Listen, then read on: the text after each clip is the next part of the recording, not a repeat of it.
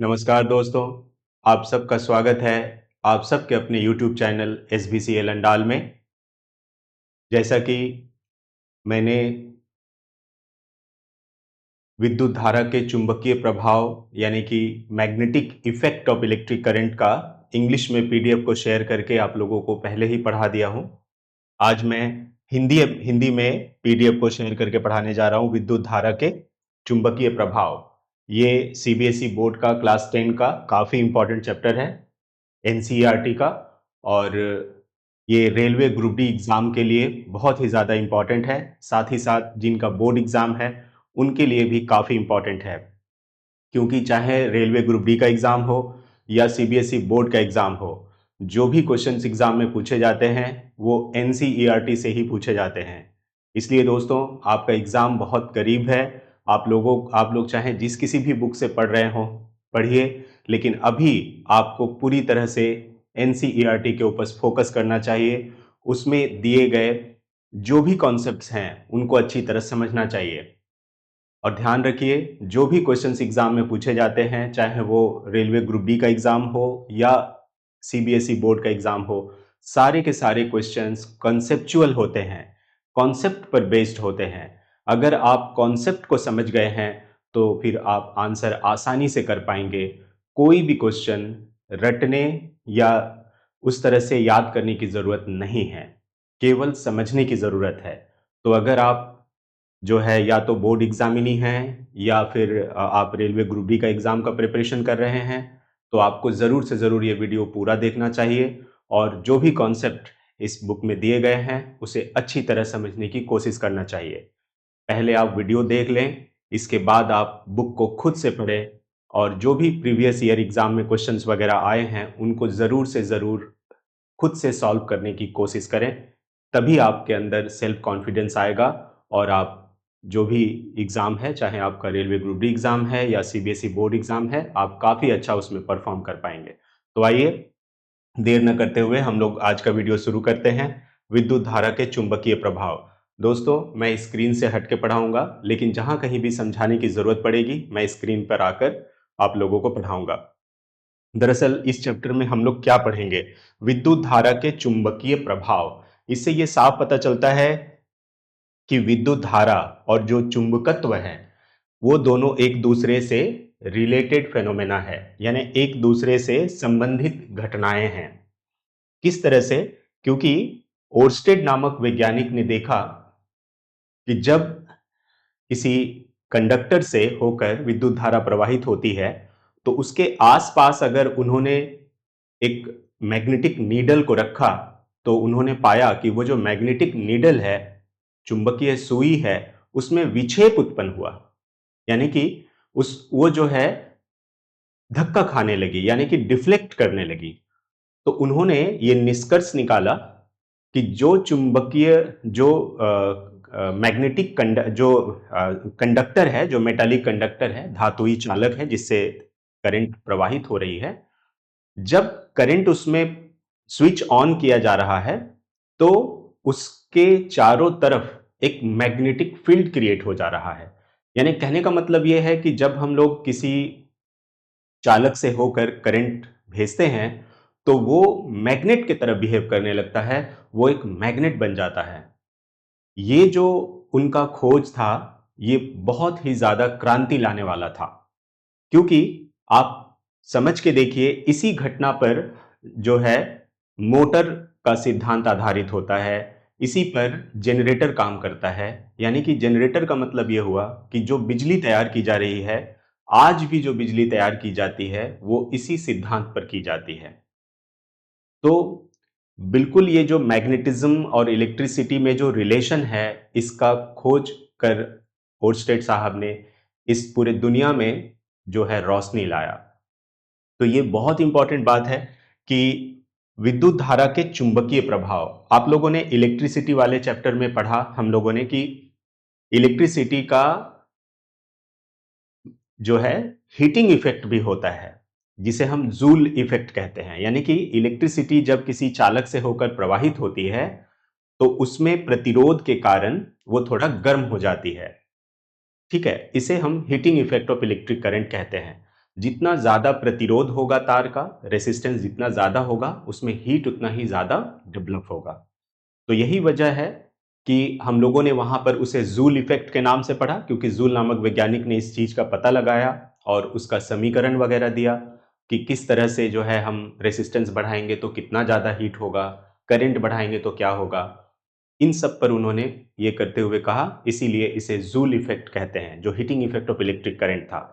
यानी electric current का जो हीटिंग इफ़ेक्ट है, वो हम लोग पढ़ चुके हैं। आज हम लोग इलेक्ट्रिसिटी का चुंबकीय प्रभाव, यानी कि इलेक्ट्रिसिटी का जो मैग्नेटिक इफेक्ट है, वो पढ़ेंगे। इसमें हम लोग देखेंगे कि जब किसी करंट कैरिंग कंडक्टर को, यानी कि वह चालक जिसमें विद्युत धारा प्रवाहित हो रही है, वो एक मैग्नेट की तरह बिहेव करता है, और जब इसे हम एक चुंबकीय क्षेत्र में ले जाते हैं तो वो एक बल का अनुभव करता है, उस पर फोर्स लगता है। तो ये सारी जो घटनाएं हैं काफी इंपॉर्टेंट है। प्लस जो मैग्नेटिक फील्ड बनता है वो कैसा होता है देखने में, जब चालक सीधा होगा, स्ट्रेट कंडक्टर होगा, तो उसके चारों तरफ कैसा मैग्नेटिक फील्ड बनेगा। अगर एक बार मैग्नेट होगा, छड़ चुंबक, तो उसके चारों तरफ कैसा मैग्नेटिक फील्ड बनेगा। अगर ये चालक सर्कुलर हो जाए, मतलब एक गोल लूप की तरह हो, तो उसके चारों तरफ कैसा मैग्नेटिक फील्ड बनेगा। आखिर ये जो मैग्नेटिक फील्ड बनता है, उसकी क्या प्रॉपर्टीज होती हैं, क्या गुण होते हैं। तो इन सब सारे सवालों को जो है हम लोग आज देखेंगे, और कुछ लॉज हैं जिनको लेकर हम लोग जो मैग्नेटिक फील्ड का डायरेक्शन है, या मैंने बताया कि एक करंट कैरिंग कंडक्टर को जब हम मैग्नेटिक फील्ड में लाते हैं तो उस पर एक बल लगता है, उस पर एक फोर्स लगता है, तो उस फोर्स का डायरेक्शन किधर होगा, तो हम लोग उसे फ्लेमिंग के राइट हैंड रूल से जानते हैं। जो करंट कैरिंग कंडक्टर से जब हम लोग विद्युत धारा भेजते हैं तो उसके चारों तरफ मैग्नेटिक फील्ड बन जाता है, ठीक है। और उसको जब हम उसके पास में जब हम एक करंट कैरिंग कंडक्टर को लाते हैं तो उस पर बल लगता है। उसका पता हम कैसे लगाते हैं, तो उसका पता हम लगाते हैं फ्लेमिंग के लेफ्ट हैंड रूल से। और बाद में जब आप पढ़ेंगे कि इसी मैग्नेटिक फील्ड, इसी जो करंट कैरिंग कंडक्टर है, जब इसे हम एक मैग्नेटिक फील्ड में एक ऐसे ही नॉर्मल कंडक्टर को घुमाते हैं या फिर उसको ले जाते हैं, तो उसमें करंट आ जाता है। ये इलेक्ट्रिक जनरेटर का सिद्धांत है। तो उसमें जो करंट डेवलप होता है वो किस डायरेक्शन में डेवलप होगा, इसका पता हम फ्लेमिंग के राइट हैंड रूल से लगाते हैं। जो स्ट्रेट कंडक्टर है उसके चारों तरफ मैग्नेटिक फील्ड कैसा होगा, तो इसे हम राइट हैंड थंब रूल से पता लगाते हैं। तो इन सब बहुत ही अच्छे अच्छे कॉन्सेप्ट और ये को हम लोग आज पढ़ेंगे। तो वीडियो में अंत तक आप लोग बने रहिएगा। हम लोग आज का वीडियो आगे बढ़ाते हैं। जैसे ही कुछ दिक्कत होगा मैं स्क्रीन पे आके पढ़ाऊंगा। तो दोस्तों, विद्युत धारा के चुंबकीय प्रभाव, आप देख सकते हैं कि ओर्स्टेड साहब ने एक एक्सपेरिमेंट करके यह साबित किया कि एक करंट कैरिंग कंडक्टर, यानी कि वह चालक जिसमें विद्युत धारा प्रवाहित हो रही हो, एक मैग्नेट की तरह बिहेव करने लगता है। और इसके लिए उन्होंने एक छोटा सा प्रयोग किया। उन्होंने एक बैटरी लिया, बैटरी लगा दिया गया, इसके बाद एमीटर यहां पर लगा दिया गया, कोई भी प्रतिरोध आप यहां पे लगा सकते हैं। इसके बाद ये जो तार है, कॉपर का तार है, ये थोड़ा सा मोटा तार लिया गया है। तो जैसे ही स्विच को ऑन किया जाता है तो देखा जाता है कि इसमें जो ये मैग्नेटिक नीडल है, चुंबकीय सुई है, इसमें विक्षेप उत्पन्न होने लगता है। इसका जो डायरेक्शन है, जैसे कि इधर इस डायरेक्शन में था तो वो इस डायरेक्शन में आ जाता है, या फिर जब स्विच को ऑफ किया जाता है तो इस डायरेक्शन में आ जाता है। तो जब भी करंट को स्विच ऑन या स्विच ऑफ किया जाता है, केवल उसी पल में जो है ये मैग्नेटिक नीडल डिफ्लेक्ट होता है। लेकिन अगर एक बार स्विच ऑन करके छोड़ दिया जाता है तो ये डिफ्लेक्शन नहीं होता है, तो उसमें विचलन या विक्षेप नहीं होता है। तो दरअसल इस पर भी हम लोग आगे चल के चर्चा करेंगे कि ऐसा क्यों होता है कि जब हम स्विच ऑन करते हैं तो केवल उसी पल मैग्नेटिक नीडल थोड़ा सा हिलता है या उसमें विक्षेप होता है, या जब ऑफ करते हैं तो उस टाइम में थोड़ा सा हिलता है या फिर उसमें विक्षेप होता है, डिफ्लेक्शन होता है। लेकिन जब एक बार हम करंट दे के छोड़ देते हैं, स्विच ऑन करके छोड़ देते हैं, तो फिर उसमें डिफ्लेक्शन नहीं होता। दरअसल हम लोग इस पर आगे चल के जो है अपना इस पर ज्यादा जानकारी आपको देंगे कि दरअसल जब हम लोग स्विच को ऑन करते हैं तो इसके चारों तरफ एक मैग्नेटिक फील्ड क्रिएट होता है, लेकिन ये जो मैग्नेटिक फील्ड क्रिएट होता है ना, ये केवल बदलते हुए चेंजिंग जो करंट है उसके कारण होता है। अगर करंट की धारा, विद्युत की धारा अगर कांस्टेंट हो जाए, स्थिर अगर हो जाए, तो फिर उसके चारों तरफ जो मैग्नेटिक फील्ड बनेगा वो नहीं हो पाता है। इसीलिए ये बहुत इंपॉर्टेंट बात है कि जब मैग्नेटिक फील्ड चेंज हो रहा होता है, जब मैग्नेटिक फील्ड बदलेगा, उसी टाइम में ही करंट डेवलप होता है। तो उन्होंने क्या देखा कि जब वो स्विच ऑन या स्विच ऑफ कर रहे हैं तो फिर इसमें डिफ्लेक्शन हो रहा है, मैग्नेटिक नीडल में डिफ्लेक्शन हो रहा है। तो उन्होंने निष्कर्ष क्या निकाला? उन्होंने निष्कर्ष निकाला कि एक मैग्नेट, जैसे कि ये मैग्नेटिक नीडल है, तो इस मैग्नेटिक नीडल को कौन धक्का दे सकता है, कौन इसको जो है डिफ्लेक्ट कर सकता है, यानी कि इसमें विचलन उत्पन्न कर सकता है, इसमें विक्षेप कर सकता है, कौन कर सकता है? तो उन्होंने पाया कि एक मैग्नेट ही है जो इस मैग्नेट को विक्षेप उत्पन्न कर सकता है। यानी कि डेफिनेटली ये जो तार है कॉपर का, ये एक मैग्नेट की तरह बिहेव करने लग रहा है जब इसे विद्युत धारा प्रवाहित हो रही है तो। क्योंकि और कोई नहीं है जो मैग्नेट को धक्का दे सके, उसको हिला सके। एक मैग्नेट को एक मैग्नेट ही धक्का दे सकता है, उसे विचलित कर सकता है। तो इस निष्कर्ष पर वो पहुंचे कि ये जो तार है कॉपर का, जिससे कि विद्युत धारा प्रवाहित हो रही है, वो एक मैग्नेट की तरह बिहेव करने लग रहा है। यानी कहने का मतलब है कि वो एक मैग्नेट बन गया है। जब तक उसमें विद्युत धारा प्रवाहित होगी, उसमें मैग्नेटिज्म रहेगा। जैसे ही स्विच ऑफ कर दिया जाएगा, मैग्नेटिज्म खत्म हो जाएगा। तो ये बहुत ही इंपॉर्टेंट रिलेशन उन्होंने पाया कि विद्युत धारा और चुंबकत्व में एक संबंध है। यानी कि विद्युत धारा से ही चुंबकत्व उत्पन्न होती है। ठीक है? जैसे ही विद्युत धारा प्रवाहित होगी, उसके चारों तरफ मैग्नेटिक फील्ड क्रिएट होगा। तो यानी जब भी हम लोग एक बात आपको कहे कि एक ऐसा चालक जो धारावाही है, धारावाही चालक, जहां भी ये वर्ड आपको मिले, धारावाही चालक यानी करंट कैरिंग कंडक्टर, तो आप समझ लीजिएगा कि वो महज एक धारावाही चालक नहीं है, बल्कि एक मैग्नेट है। क्योंकि जहां कहीं भी ये नाम आपको इस चैप्टर में मिले, धारावाही चालक, तो समझ लीजिएगा वह चालक जिसमें धारा प्रवाहित हो रही है। तो इसका मतलब है कि वो एक मैग्नेट है। तभी आपको जो भी कॉन्सेप्ट है वो आगे समझ में आएगा। ठीक है? तो ये बहुत ही इंपॉर्टेंट रिलेशन उन्होंने निकाला कि विद्युत धारा से ही चुंबकत्व उत्पन्न होती है। अब हम लोग देखते हैं कि ये जो चुंबकीय क्षेत्र और क्षेत्र रेखाएं क्या होती हैं। चुंबकीय क्षेत्र और क्षेत्र रेखाएं, दरअसल जब हम लोग बचपन में भी हम लोगों ने देखा है कि एक चुंबक को रखकर दूसरे चुंबक को जब हम उसके पास लाते हैं, तो जितना करीब लाते हैं उस पर बल उतना ज्यादा लगने लगता है। वो जो दूसरा वाला चुंबक है या तो उसे अपनी तरफ खींचता है या उसको इधर उधर घुमा देता है, यानी कि उस पर बल लगाता है। लेकिन जैसे जैसे हम दूर जाते हैं तो ये जो प्रभाव है, उसके बीच में जो आकर्षण या विकर्षण का जो प्रभाव है, यानी कि अट्रैक्शन और रिपल्सन का जो फोर्स है, वो घट जाता है। तो इससे ये पता चलता है कि जो चुंबक का चारों तरफ जो चुंबक है, उसके चारों तरफ एक एक फील्ड है, एक उसका अपना प्रभाव है। फील्ड का मतलब है उसका अपना प्रभाव, जहां तक वो उस दूसरे चुंबक पर बल लगा सकता है। तो बस चुंबकीय क्षेत्र वही है कि चुंबकीय क्षेत्र एक काल्पनिक क्षेत्र है किसी चुंबक के चारों तरफ, जो उसका प्रभाव क्षेत्र है, जिसके क्षेत्र में कोई दूसरा चुंबक लाने पर वह बल का अनुभव करेगा, तो उसे हम चुंबकीय क्षेत्र कहेंगे। और ये जो चुंबकीय क्षेत्र है, ये उस चुंबक से जितना दूर जाएंगे उतना ज्यादा कम होता जाएगा। ठीक है? तो इसी को दिखाने के लिए हम लोग जो है क्षेत्र रेखाओं का यूज करते हैं कि कैसे चुंबकीय क्षेत्र जो है वो दूर जाने पे घटता जाता है। ठीक है? तो अलग अलग आकार का जो चुंबक होता है, उसके द्वारा उत्पन्न चुंबकीय क्षेत्र रेखाएं भी अलग अलग होती हैं। जैसे कि आप देख सकते हैं यहां पर एक छड़ चुंबक है। इस छड़ चुंबक को, इसे बार मैग्नेट कहते हैं। तो ये जो छड़ चुंबक है, इसके चारों तरफ जो मैग्नेटिक फील्ड है, आप देख सकते हैं कि वो कुछ इस प्रकार का है। तो ये नेचुरल तरीके से बनाया गया है। इसमें लौह चूर्ण रखकर एक बार मैग्नेट को वहां रख दिया गया है, छड़ चुंबक को। तो उसके चारों तरफ जो मैग्नेटिक फील्ड है वो देखने में कुछ इस प्रकार का होता है।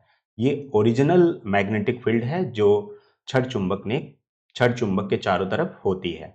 अभी एक इंपॉर्टेंट बात यह है कि आप यहाँ अगर गौर करें तो आपको देखने को मिलेगा कि जो मैग्नेटिक फील्ड लाइंस का कॉन्सेंट्रेशन है, यानी कि जो मैग्नेटिक फील्ड का जो मैग्नेटिक फील्ड लाइंस का जो घनत्व है, जो उसकी डेंसिटी है, वो इस इलाके में ज्यादा है ना, पोल के पास। ये इसे ध्रुव कहते हैं या पोल कहते हैं। तो यहां पर आप देख सकते हैं, चाहे नॉर्थ पोल हो या साउथ पोल हो, चाहे उत्तरी ध्रुव हो या दक्षिणी ध्रुव हो, उन दोनों ध्रुवों के पास जो चुंबकीय क्षेत्र है वो काफी सघन है, यानी काफी घनी है।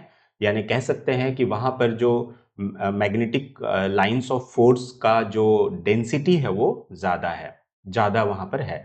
तो इसलिए कहा जाता है कि जैसे जैसे आप चुंबकत्व से दूर जाते हैं, जैसे जैसे आप मान लीजिए जिस तरह से आप दूर जाते हैं, आप गौर कर सकते हैं कि जो मैग्नेटिक फील्ड लाइंस है ना, उसका घनत्व कम होता जा रहा है। ठीक है, तो इसका घनत्व सबसे ज्यादा कहां पर आपको मिला? ध्रुवों के पास। यानी कि इसीलिए कहा जाता है कि ध्रुवों के पास, यानी कि जो मैग्नेटिक पोल है उसके पास बहुत ज्यादा जो है मैग्नेटिक पावर होता है, यानी वहां पर सबसे ज्यादा आपका मैग्नेटिक लाइंस ऑफ फोर्स होता है। तो ये नेचुरल तरीका था जिसे प्रयोग के द्वारा दिखाया गया। आप इसी को जब हम लोग ड्रॉ करते हैं तो हम इस प्रकार दिखाते हैं। जब हम एक बार मैग्नेट के द्वारा जो चुंबकत्व, जो मैग्नेटिक फील्ड लाइंस यानी कि जो चुंबकीय बल रेखाएं हैं, उसको हम इस प्रकार दिखाते हैं। ये नेचुरल तरीका है और ऐसा देखा गया है कि जो मैग्नेटिक फील्ड लाइंस है वो नॉर्थ पोल से निकलती है। ये ध्यान रखिएगा कि वो नॉर्थ पोल से निकलती है। ठीक है, जो भी मैग्नेटिक फील्ड लाइंस होंगी वो नॉर्थ पोल से निकलेंगी और साउथ पोल में एंटर कर जाती है, साउथ पोल में ढुक जाती है। ठीक है, प्रवेश कर जाती है। तो नॉर्थ से निकलती है और साउथ में ढुक जाती है। ये मैग्नेटिक फील्ड लाइंस यानी कि चुंबकीय बल रेखाएं जो हैं, इनकी विशेषता एग्जाम में पूछी जाती है। ठीक है, कि इनकी क्या विशेषता है या फिर कौन सी विशेषता नहीं होती है, इस तरह से ऑप्शन में दिया जाता है। तो आपको इनकी विशेषताएं याद रखनी होंगी कि जो चुंबकीय बल रेखाएं हैं वो नॉर्थ पोल से निकलती हैं और साउथ पोल में प्रवेश करती हैं। दूसरा इसका खासियत आप देख सकते हैं कि जो चुंबकीय बल रेखाएं हैं वो चुंबक के अंदर, ये तो चुंबक के बाहर हुआ कि नॉर्थ से निकल के साउथ में चली गई, लेकिन चुंबक के अंदर क्या होता है? चुंबक के अंदर ये साउथ से नॉर्थ जाता है। ठीक है, ये जरूर याद रखिएगा। चुंबक के अंदर तो उसको साउथ से नॉर्थ की तरफ जाना होगा, यानी दक्षिण से उत्तर की तरफ। तो चुंबक के अंदर चुंबकीय बल रेखाएं कैसे जाती हैं? दक्षिण से उत्तर की तरफ, यानी कि साउथ से नॉर्थ की तरफ, साउथ पोल से लेके नॉर्थ पोल तक जाती है। और ये जो बल रेखाएं हैं ना, ये कंप्लीट होती हैं।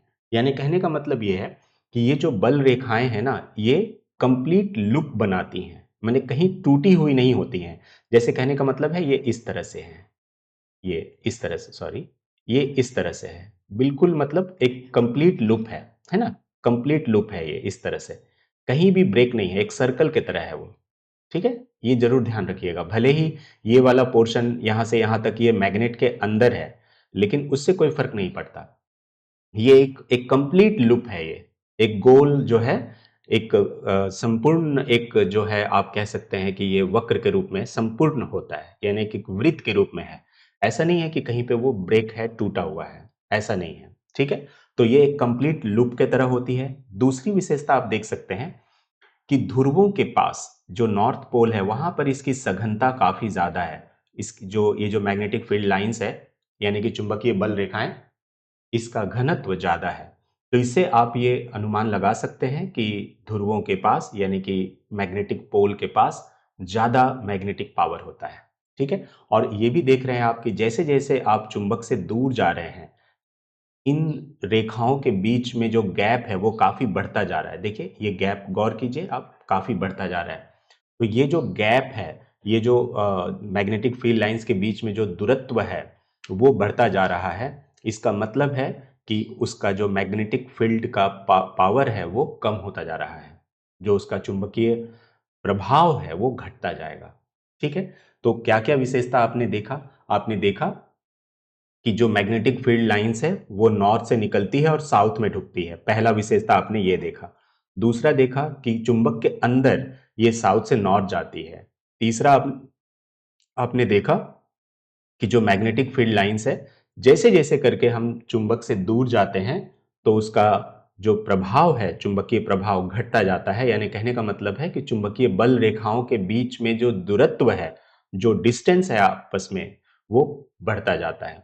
ठीक है, तो ये चौथा था। एक पांचवा जो बहुत ही इंपॉर्टेंट बात ये है, ये ध्यान रखना है कि दो मैग्नेटिक फील्ड लाइंस, दो चुंबकीय बल रेखाएं कभी भी एक दूसरे को नहीं काटती हैं, कभी भी एक दूसरे को इंटरसेक्ट नहीं करती हैं। ठीक है, इसका कारण ये है कि आप समझ के देख सकते हैं कि कई बार स्टूडेंट्स नहीं समझ पाते हैं कि क्यों ऐसा होता है। तो देखिए, सिंपल सी बात है। आप जानते हैं कि नॉर्थ पोल को धक्का देता है ना। आप एक नॉर्थ पोल है चुंबक का, उसके सामने आप एक नॉर्थ पोल लाएंगे तो क्या होगा, कभी भी वो आपस में सटेगा नहीं। बचपन में हम लोग ऐसा खेल खेलते थे कि दो चुंबक को लेकर उसको सटाने का प्रयास करते थे, बहुत ज्यादा जोर लगा के करते थे। कुछ पल के लिए वो सट भी जाता था, लेकिन जैसे ही छोड़ते थे वो अलग हो जाता था। तो नॉर्थ पोल और नॉर्थ पोल कभी एक दूसरे से नहीं अट्रैक्ट कर सकते, उसी तरह साउथ और साउथ पोल कभी नहीं कर सकते। तो जो चुंबकीय बल रेखाएं हैं वो नॉर्थ से निकलती है, यानी कि सभी में नॉर्थ पोलैरिटी ही है। आप समझ के देखिए, वो नॉर्थ से निकल रही है, साउथ में ढुक रही है ना। तो इसका मतलब सभी में एन है, ये भी एन है, ये भी एन है, ये भी एन है। तो क्या एन और एन एक दूसरे को कभी भी टच करेंगे? नहीं करेंगे। यही वजह है कि ये एक दूसरे को नहीं करते। लेकिन बुक में आपको जो आंसर देना है, आपको इस प्रकार देना है कि दो चुंबकीय बल रेखाएं कभी भी एक दूसरे को नहीं काटती या फिर एक दूसरे को कभी भी इंटरसेक्ट नहीं करती। क्योंकि अगर ऐसा वो करेंगी तो जो मैग्नेटिक फील्ड का डायरेक्शन होगा उस जगह पर दो दो डायरेक्शन हो जाएगा, जो कि गलत है। मैग्नेटिक फील्ड का डायरेक्शन हमेशा एक होगा। और वो किधर से किधर होता है जनरली? जिधर मैग्नेटिक फील्ड लाइंस का जाती है नॉर्थ से साउथ, उसी दिशा में अगर आप एक टेंजेंट खींचेंगे, उसी दिशा में अगर आप एक स्पर्शक खींचेंगे तो उसी तरफ होता है। ठीक है, जैसे कि एक सर्कल होता है ना, एक वृत्त में हम क्या करते हैं, स्पर्शक खींचते हैं, यानी कि टेंजेंट। तो इसी तरह, बिल्कुल उसी तरह से जो मैग्नेटिक फील्ड लाइंस है, उसमें भी हम अगर एक स्पर्शक खींचें जो कि नॉर्थ से ही करके हो, तो उसी डायरेक्शन में मैग्नेटिक फील्ड का जो मैग्नेटिक फील्ड है या फोर्स है उस डायरेक्शन में लगता है, बल, चुंबकीय बल, बल की दिशा। तो अगर आप दो मैग्नेटिक फील्ड एक दूसरे को इंटरसेक्ट कर देगी, मान लीजिए ये एक था और एक एक इस तरह से है, ये दोनों ने एक दूसरे को काटा है, तो इस पॉइंट पर जो मैग्नेटिक फील्ड का डायरेक्शन है वो दो दो हो जाएगा, एक इधर हो जाएगा और एक इस डायरेक्शन में हो जाएगा, जो कि गलत है। चुंबकीय बल का जो दिशा है वो हमेशा एक ही तरफ रहेगा। ठीक है, तो इसी वजह से ये ध्यान रखिएगा कि कभी भी चुंबकीय बल रेखाएं एक दूसरे को नहीं काटती है। ठीक है, तो ये चुंबकीय बल रेखाओं की विशेषता हो गई। कुछ नियम है कि जो चुंबकीय बल रेखाएं हैं उनको दिखाने का एक तरीका है। जैसे कि आपने देखा कि अगर उनके बीच में दूरियां कम हैं, जैसे कि यहां पर उसकी सघनता ज्यादा है, तो इसका मतलब है यहां पर चुंबकीय बल का प्रभाव ज्यादा होगा। ठीक है, मैग्नेटिक फोर्स यहां पर ज्यादा होगा, तो इसीलिए ध्रुवों के पास इसका चुंबकीय प्रभाव ज्यादा होता है। उसी प्रकार जैसे जैसे दूर आते जाते हैं तो देखिए इन जो मैग्नेटिक फील्ड लाइंस है, चुंबकीय बल रेखाएं, उसके बीच में दूरत्व बढ़ता जा रहा है, डिस्टेंस बढ़ता जा रहा है। तो ऐसे में हम कहते हैं कि जो मैग्नेटिक फील्ड है वो वीक होता जा रहा है, कमजोर होता जा रहा है। इसलिए हम कहते हैं कि जब भी हम मैग्नेट से दूर जाते हैं तो उस तरह से उसका मैग्नेटिक प्रभाव कम होता जाता है। ठीक है, ये हो गया। कभी कभी हमें ये भी जरूरत पड़ेगी कि चुंबकीय बल जो चुंबकीय बल है वो यूनिफॉर्म है, मैग्नेटिक फील्ड जो है वो यूनिफॉर्म है। तो हम यूनिफॉर्म यानी कि समरूप को दिखाने के लिए हम पैरेलल लाइंस का इस्तेमाल करते हैं, और बिल्कुल वो इक्वली स्पेस्ड होता है, यानी उसके बीच में जो गैप है, मेरा बनाने में थोड़ा ये हो गया है, बिल्कुल बराबर बराबर करिएगा, है ना, इस तरह से, इस तरह से। तो ये यूनिफॉर्म मैग्नेटिक फील्ड को दिखाने का तरीका है, समरूप। ठीक है, तो इस तरह से भी एग्जाम में आता है कि यूनिफॉर्म मैग्नेटिक फील्ड, दरअसल जो इस चुंबक के अंदर में जो मैग्नेटिक फील्ड है वो इसी तरह का होता है, यूनिफॉर्म मैग्नेटिक फील्ड होता है। ठीक है, बार मैग्नेट के केस में। अभी हम लोग जब सोलेनॉइड पढ़ेंगे तो वहां पर भी हम लोग इस चीज को देखेंगे कि सोलेनॉइड से किस प्रकार जो मैग्नेटिक फील्ड जाता है उसके अंदर से वो यूनिफॉर्म होता है, मतलब इस तरह का मैग्नेटिक फील्ड होता है, ऐसा होता है। ठीक है, तो ये है। एक और भी इंपॉर्टेंट बात यह है कि जो चुंबकीय क्षेत्र है, जो मैग्नेटिक फील्ड है, उसमें परिमाण और दिशा दोनों होते हैं। ठीक है, ये ध्यान रखिएगा, जो मैग्नेटिक फील्ड है उसमें क्या होता है, दिशा और परिमाण दोनों होता है। तो आप जानते हैं कि वह भौतिक राशि जिसमें परिमाण और दिशा दोनों होते हैं उन्हें हम सदिश राशि कहते हैं, वेक्टर क्वांटिटी। यानी कि जो मैग्नेटिक फील्ड लाइंस है, मैग्नेटिक फील्ड है, वो कैसा है, एक वेक्टर क्वांटिटी है, सदिश राशि है। इसीलिए जब आप ऊंचे क्लास में जाकर पढ़ेंगे तो आप देखेंगे कि ये वेक्टर क्वांटिटी होने के कारण जब ये एक ही डायरेक्शन में होंगे तो वो जुड़ जाते हैं, एडअप हो जाते हैं। जैसे कि आपने जाने अनजाने में ही सही, लेकिन न्यूटन वाला चैप्टर जब आपने क्लास 9 में पढ़ा होगा तो उस समय आपने देखा होगा कि अगर एक ऑब्जेक्ट है, अगर एक वस्तु है, ठीक है, उस पर अगर हम इधर से 10 न्यूटन का बल लगा रहे हैं इस डायरेक्शन से, और एक दोस्त आपका आया और वो इधर से जो है इस पर 8 न्यूटन का बल लगा रहा है, तो टोटल बल, जो टोटल फोर्स है इस पर कितना लगेगा, तो 10 न्यूटन और प्लस 8 न्यूटन, यानी कि 18 न्यूटन। हम लोग ऐसा करके बनाए हैं क्वेश्चन, है ना। लेकिन हम लोगों ने कभी ये विचार नहीं किया कि ये जुड़ क्यों जाता है ना। 10 न्यूटन और 8 न्यूटन 18 न्यूटन कैसे हो गया ये? दरअसल जो बल है वो एक वेक्टर क्वांटिटी है, और वेक्टर क्वांटिटी में अगर सेम डायरेक्शन में दोनों लग रहा है तो वो जुड़ जाता है, ठीक है। अगर यही अपोजिट डायरेक्शन से होता तो घट जाता। अब मान लीजिए कि इधर से एक और दोस्त है जो इस तरफ से बल लगा रहा है, और वो लगा रहा है आपका 12 न्यूटन का फोर्स लगा रहा है, 12 न्यूटन का। तो क्या होगा, नेट फोर्स इस पर कितना लगेगा और उसकी दिशा क्या होगी, ये हम लोग निकालते हैं। तो देखिए इधर से 18 न्यूटन लग रहा है और इधर से कितना लग रहा है, 12 न्यूटन। तो जो नेट फोर्स है ना, जो नेट फोर्स आएगा, जो नेट फोर्स आएगा वो आएगा 18 न्यूटन माइनस 12 न्यूटन, ठीक है, माइनस 12 न्यूटन, यानी कि 6 न्यूटन। और ये जो 6 न्यूटन है वो इस डायरेक्शन में होगा। तो ये बहुत ही इंपॉर्टेंट है। वेक्टर का जो सदिश राशि का जो तरीका है वो ये है कि अगर सेम डायरेक्शन में लग रहा है तो आपको जोड़ देना है, अपोजिट डायरेक्शन में अगर लग रहा है तो घटा देना है। ये वेक्टर का एक चैप्टर है जो आप क्लास 11 में जाकर पढ़ेंगे अगर आप साइंस लेते हैं तो। लेकिन फिलहाल आपको इतना जरूर अच्छा से समझना चाहिए कि जो भी वेक्टर क्वांटिटी एक ही डायरेक्शन में अगर काम कर रहा है दोनों, तो वो जुड़ जाता है। क्योंकि इसी का हम लोग जब सोलेनॉइड पढ़ेंगे तो वहां पर हमें काम आएगा कि जब हम एक टर्न करते हैं, एक एक फेरा लगाते हैं, तो वो अपना एक मैग्नेटिक फील्ड बनाता है, दूसरा करेंगे तो वो अपना एक बनाएगा, और दोनों का डायरेक्शन एक ही होगा, इसीलिए दोनों जुड़ जाते हैं। तो ये जब हम यूज करेंगे तो आपको ये बात याद दिलाएंगे कि वेक्टर है और ये एक ही दिशा में होने के कारण जुड़ जाता है, ठीक है। तो चुंबकीय बल रेखाओं का विशेषता वगैरह हम लोगों ने देखा। चुंबकीय, किसी विद्युत धारावाही चालक के कारण चुंबकीय क्षेत्र, ये देखिए कितना इंपॉर्टेंट है कि अगर कोई धारावाही चालक है, मैंने पहले ही कहा इस चैप्टर में जहां कहीं भी आपको धारावाही चालक मिले, यानी कि एक करंट कैरिंग कंडक्टर जहां कहीं भी मिले, तो आप समझ लीजिएगा कि वो एक मैग्नेट है। और जाहिर सी बात है कि अगर वो मैग्नेट है तो उसके चारों तरफ भी एक चुंबकीय क्षेत्र होगा, है ना। तो वो चुंबकीय क्षेत्र कैसा होगा, ये इस बात पर डिपेंड करता है कि वो धारावाही चालक का आकार कैसा है। ये बहुत इंपॉर्टेंट बात है दोस्तों, याद रखिएगा कि जो चुंबकीय चालक है, मतलब जो धारावाही चालक है, सॉरी, जो धारावाही चालक है उसके चारों तरफ जो चुंबकीय क्षेत्र बनेगा, जो मैग्नेटिक फील्ड बनेगा, वो कैसा होगा देखने में, ये किस बात पर निर्भर करता है कि वो धारावाही चालक का आकार कैसा है। मान लीजिए वो सीधा है, स्ट्रेट कंडक्टर है, तो उसके चारों तरफ मैग्नेटिक फील्ड बनेगा, तो वो कैसा होगा। मान लीजिए वो गोल है, सर्कुलर, तो कैसा बनेगा, ठीक है। तो मेनली हमारे जो सिलेबस है क्लास 10 का, उसमें दो ही आकार के चालक के बारे में दिया गया है। एक सीधा चालक, क्योंकि ज्यादा तो यूज उसी का है, क्योंकि कोई भी तार सीधा ही होता है, तो इसीलिए वो दिया गया है। और दूसरा गोलाकार, अगर सर्कुलर लूप हो तो उसके चारों तरफ कैसा मैग्नेटिक फील्ड बनेगा। तो आइए हम लोग इस पर विचार करते हैं। तो सबसे पहले तो ये एक बहुत इंपॉर्टेंट प्रयोग किया गया है जो कि आपको जानना चाहिए, क्योंकि इसी तरह के क्वेश्चंस एग्जाम में पूछे जाते हैं, ठीक है। और तब जाकर के आप जो है समझ पाएंगे कि आखिर ये सब प्रयोग क्यों दिया गया है, क्या इसका महत्व है। देखिए, मान लीजिए कि एक हमने सर्किट बनाया, कंप्लीट सर्किट है। आप तो इलेक्ट्रिसिटी का चैप्टर पढ़े हैं तो आपको पता होगा कि ये बैटरी है, और बैटरी से कनेक्ट करके एक कॉपर का तार लिया गया है, इसीलिए इसको अलग कलर से दिखाया गया है। ऐसा नहीं कि ये सर्किट से अलग है कुछ, बस थोड़ा सा कि हल्का मोटा तार ले लिया गया है ताकि वो पता चले, ठीक है, यही है।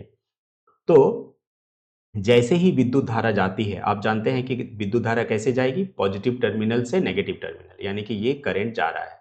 जैसे ही विद्युत धारा जाती है स्विच ऑन करने के बाद, तो देखा जाता है कि ये जो मैग्नेटिक नीडल है, जो जो चुंबकीय सुई है, उसमें विक्षेप उत्पन्न होता है। उसमें जो है डिफ्लेक्शन होता है। तो ये कैसे होता है? सिंपल सी बात है, क्योंकि अभी-अभी हम लोगों ने देखा कि ये जो करंट कैरिंग कंडक्टर है, वो एक मैग्नेट की तरह बिहेव करने लगता है, यानी कि अपने चारों तरफ एक मैग्नेटिक फील्ड बना लेता है। ठीक है? तभी यही कारण है कि जो मैग्नेटिक नीडल है उसमें विक्षेप उत्पन्न होता है। ठीक है? डिफ्लेक्शन होता है। अब ऐसा किया गया कि इसका जो स्ट्रेंथ है बैटरी का, ठीक है? यहाँ पर जो बैटरी है, मान लीजिए इसमें सेल जो है वो बढ़ा दिया गया। पहले हम लोगों ने 10 वोल्ट की बैटरी लगाई थी, अब मान लेते हैं हम 15 वोल्ट की बैटरी लगाते हैं, ठीक है? तो जब हम वोल्टेज बढ़ा देते हैं, या कहने का मतलब है बैटरी की पावर बढ़ा देते हैं, तो ऐसा देखा जाता है कि ये डिफ्लेक्शन ज़्यादा हो रहा है। जो चुंबकीय सुई है, उसमें जो विचलन हो रहा है, वो ज़्यादा हो रहा है। तो इससे ये निष्कर्ष निकाल सकते हैं कि विद्युत धारा ज़्यादा करने पर, विद्युत धारा अगर ज़्यादा हो रहा है, अगर करंट अगर ज़्यादा प्रवाहित हो रहा है, तो उसमें विचलन ज़्यादा होगा। यानी कि यह निष्कर्ष निष्कर्ष हम लोग निकाल सकते हैं कि चुंबकीय धारा बढ़ाने पर जो इस मैग्नेट ये जो करंट कैरिंग कंडक्टर है, इसके चारों तरफ जो मैग्नेटिक फील्ड है, वो स्ट्रांग होता जाता है। यानी कहने का मतलब है, सिंपल भाषा में अगर कहे तो, कि विद्युत धारा बढ़ाने पर जो चालक का चुंबकत्व है वो बढ़ जाता है, यानी कि मैग्नेटिक फील्ड लाइंस उसके चारों तरफ और स्ट्रांग हो जाती है। ठीक है? फिर एक प्रयोग करके देखा गया कि बैटरी को पलट दिया गया। ये देख सकते हैं, ये जिधर में पॉजिटिव टर्मिनल था उसको इधर कर दिया गया, ठीक है, और इधर नेगेटिव कर दिया गया, यानी कि करंट का डायरेक्शन चेंज कर दिया गया। जब भी आपको सर्किट में करंट का डायरेक्शन चेंज करना होगा, सिंपली आप बैटरी का कनेक्शन को चेंज कर दीजिए, प्लस वाला को इधर ले आइए, माइनस को इधर ले आइए, तो बैटरी जो करंट बनाएगी उसका दिशा बदल जाएगा। तो अब जो ये करंट बना रहा है, ये देखिए इस डायरेक्शन में प्लस है, तो इसीलिए इस दिशा से करंट जाएगी। पॉजिटिव से नेगेटिव करंट जाती है, तो इस तरह से जाएगी। आप देखिए पहले ये विचलन इस दिशा में हो रहा था, ऐसे हो रहा था, ये एरो बता रहा था कि इस दिशा में हो रहा था। जब करंट का दिशा बदल दिया गया तो देखिए इस डायरेक्शन में हो रहा है। तो इससे ये भी निष्कर्ष हम लोग निकाल सकते हैं कि अगर हम विद्युत धारा की दिशा को बदल दें, पहले विद्युत धारा देखिए ऐसे जा रही थी इस तरफ, है ना? अभी देखिए विद्युत धारा इधर से जा रही है। तो जब विद्युत धारा को हम बदल देते हैं, उसकी दिशा बदल देते हैं, तो जो चुंबकीय बल है उसकी दिशा भी बदल जाती है। ये तो बड़ा इंटरेस्टिंग है कि जैसे-जैसे हम 2 चीज़ें हम लोगों ने किया, एक तो हम लोगों ने विद्युत धारा के परिमाण को बढ़ाया, मैग्नीट्यूड को। तो अगर हम विद्युत धारा का परिमाण बढ़ाते हैं, मैग्नीट्यूड को बढ़ाते हैं, तो हम क्या देख रहे हैं कि उसके चारों तरफ जो मैग्नेटिक फील्ड है, वो भी स्ट्रांग होता जा रहा है। ठीक है? पहली बात। दूसरी बात, अगर विद्युत धारा की दिशा बदल दे रहे हैं, तो जो चुंबकीय बल रेखाएँ हैं, उनकी दिशा भी बदल जा रही है। तो ये 2 बातें हमारे लिए काफ़ी इम्पोर्टेंट है, जो हमें आगे चल के भी काम आएँगी। इस बात को ध्यान रखिएगा कि हम लोग एक तरह से कह सकते हैं कि जो चुंबकीय बल रेखाएँ एक तार के चारों तरफ, यानी कि चालक के चारों तरफ जो बन रही है, उसकी दिशा को भी हम बदल सकते हैं। दूसरी, हम उसकी ताकत को भी बदल सकते हैं। कैसे? बैटरी में अगर हम करंट बढ़ा देंगे तो उसकी ताकत बढ़ जाएगी। हम डायरेक्शन को कैसे चेंज करेंगे? हम डायरेक्शन को, मैग्नेटिक फील्ड का डायरेक्शन को कैसे चेंज करेंगे? हम करंट की धारा को बदल देंगे, यानी कि विद्युत धारा का डायरेक्शन को चेंज कर देंगे, तब वो बदल जाएगी। तो इस तरह से ये वाला जो आप कॉन्सेप्ट सीख रहे हैं ना, इसी का उपयोग हम लोग विद्युत मोटर में करते हैं, इलेक्ट्रिक मोटर में। जब हम विद्युत धारा की दिशा बदल देंगे तो चुंबकीय बल का दिशा बदल जाएगा। ऐसा ज़रूरत हमें वहाँ पर पड़ने वाला है। तो इसीलिए ये कॉन्सेप्ट सिंपल है, जो पहले से ही आप सीख के रखिए, ताकि जब आप विद्युत मोटर को पढ़ें, तो इलेक्ट्रिक मोटर, तो वहाँ पर आपको कोई भी दिक्कत ना हो। ठीक है? अब हम लोगों ने क्या देखा कि जो जो धारावाही चालक होते हैं, उसके आकार के ऊपर निर्भर करता है कि चुंबकीय क्षेत्र कैसा होगा। तो हम पहले क्या देखेंगे? सीधा चालक। अगर स्ट्रेट कंडक्टर है, तो उसके चारों तरफ कैसा मैग्नेटिक फील्ड बनेगा। ठीक है? ये ध्यान रखिएगा, बहुत इंपॉर्टेंट बात है कि ये जो पैटर्न है, जो मैग्नेटिक फील्ड का पैटर्न होगा चुंबकीय क्षेत्र का, वो कैसा होगा, ये निर्भर करता है चालक की आकृति पर, चालक के आकार पर निर्भर करता है। हमारे सिलेबस में दो दिया गया है, एक सीधा चालक और एक दूसरा वृत्ताकार यानी कि गोलाकार। ठीक है, दो हमारे सिलेबस में है। हम देखते हैं कि अगर हम एक सीधा चालक लेते हैं तो उसके चारों तरफ जो चुंबकीय बल रेखाएं होती हैं यानी कि जो मैग्नेटिक फील्ड लाइंस होती हैं वो कैसी होती है देखने में। देखिए, ये ओरिजिनल एक्सपेरिमेंट किया गया है। ओरिजिनल एक्सपेरिमेंट में कुछ भी नहीं है, एक तांबे का तार है जिससे कि करंट आप फ्लो कर रहे हैं इस डायरेक्शन में मान लीजिए। ठीक है, और उसको एक कार्डबोर्ड पे रख के एक्सपेरिमेंट किया गया है। जो एक्सपेरिमेंट यहाँ पे किया गया है यही एक्सपेरिमेंट आप यहाँ पे है। तो उस कार्डबोर्ड पे क्या किया गया, लौह चूर्ण, लोहे का पाउडर जो है रखा गया है और विद्युत धारा भेजा जा रहा है। चारों तरफ जो जो लौह चूर्ण है वो इस तरह से सज जाता है, इस तरह से वो दिखाई देता है। तो आपको दिख रहा होगा कि किस तरह से ये मैग्नेटिक फील्ड लाइंस है। थोड़ा सा ध्यान से देखिएगा क्योंकि ये काफी इंपॉर्टेंट है। और यहाँ पे आप देख सकते हैं कि इसके चारों तरफ जो चुंबकीय बल रेखाएं हैं वो किस तरह से बन रही है। ये इस तरह का है। ठीक है दोस्तों, एक सेकेंड। हाँ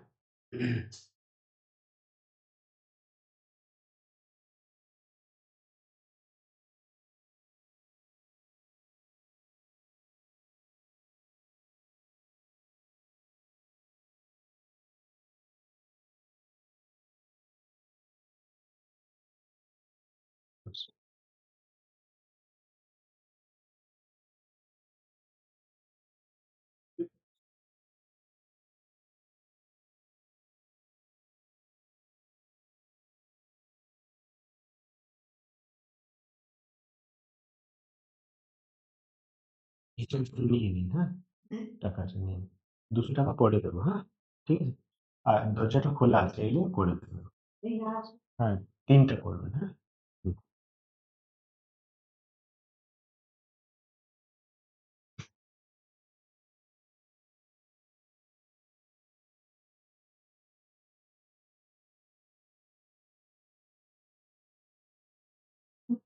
तो देखिए दोस्तों, ये जो मैग्नेटिक फील्ड लाइंस है ये ओरिजिनल है और इसे इस तरह से बना के दिखाते हैं।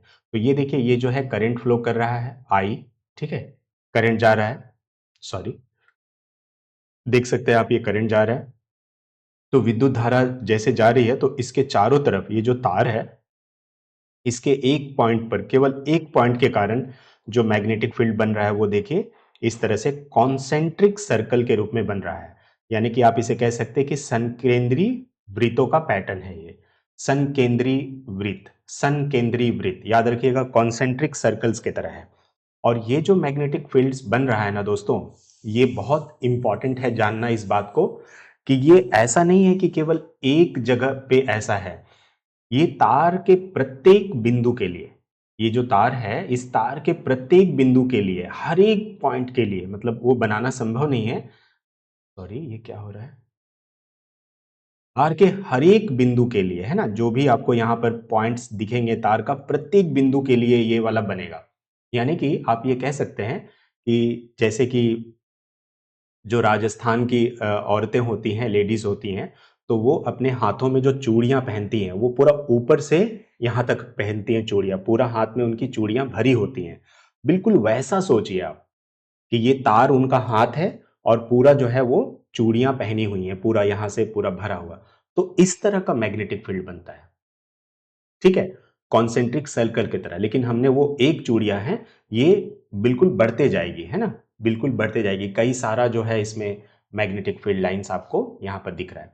तो ये ध्यान रखिएगा, जैसे जैसे करके आप दूर चले जा रहे हैं थोड़ा सा गौर कीजिएगा, इसके बीच में गैप जो है बढ़ता जाएगा दो दो मैग्नेटिक फील्ड लाइंस के बीच में। यही वजह है कि जब हम तार से दूर जाते रहते हैं तो उसका जो मैग्नेटिक फील्ड है वो कमजोर होता जाता है। ठीक है, तो ध्यान रखिएगा कि एक स्ट्रेट कंडक्टर के चारों तरफ, एक सीधा चालक के चारों तरफ जो मैग्नेटिक फील्ड बनता है वो कैसा होता है, कॉन्सेंट्रिक सर्कल के फॉर्म में होता है, संकेंद्री वृत्तों के पैटर्न पर होता है। ठीक है, संकेंद्री वृत्त। अब इसका डायरेक्शन कैसे मापते हैं ये बहुत ज्यादा इंपॉर्टेंट है। तो आइए मैं आपको यहां बता दूं, इसे दक्षिण हस्त अंगूठा का अंगुष्ठ नियम कहते हैं। दक्षिण हस्त अंगुष्ठ नियम, यानी कि इसे राइट हैंड थंब रूल के नाम से जानते हैं। क्या नाम से जानते हैं दोस्तों, hand right hand thumb rule. थोड़ा सा कुछ कुछ टर्म जो है आपको इंग्लिश में ज़रूर जानना चाहिए।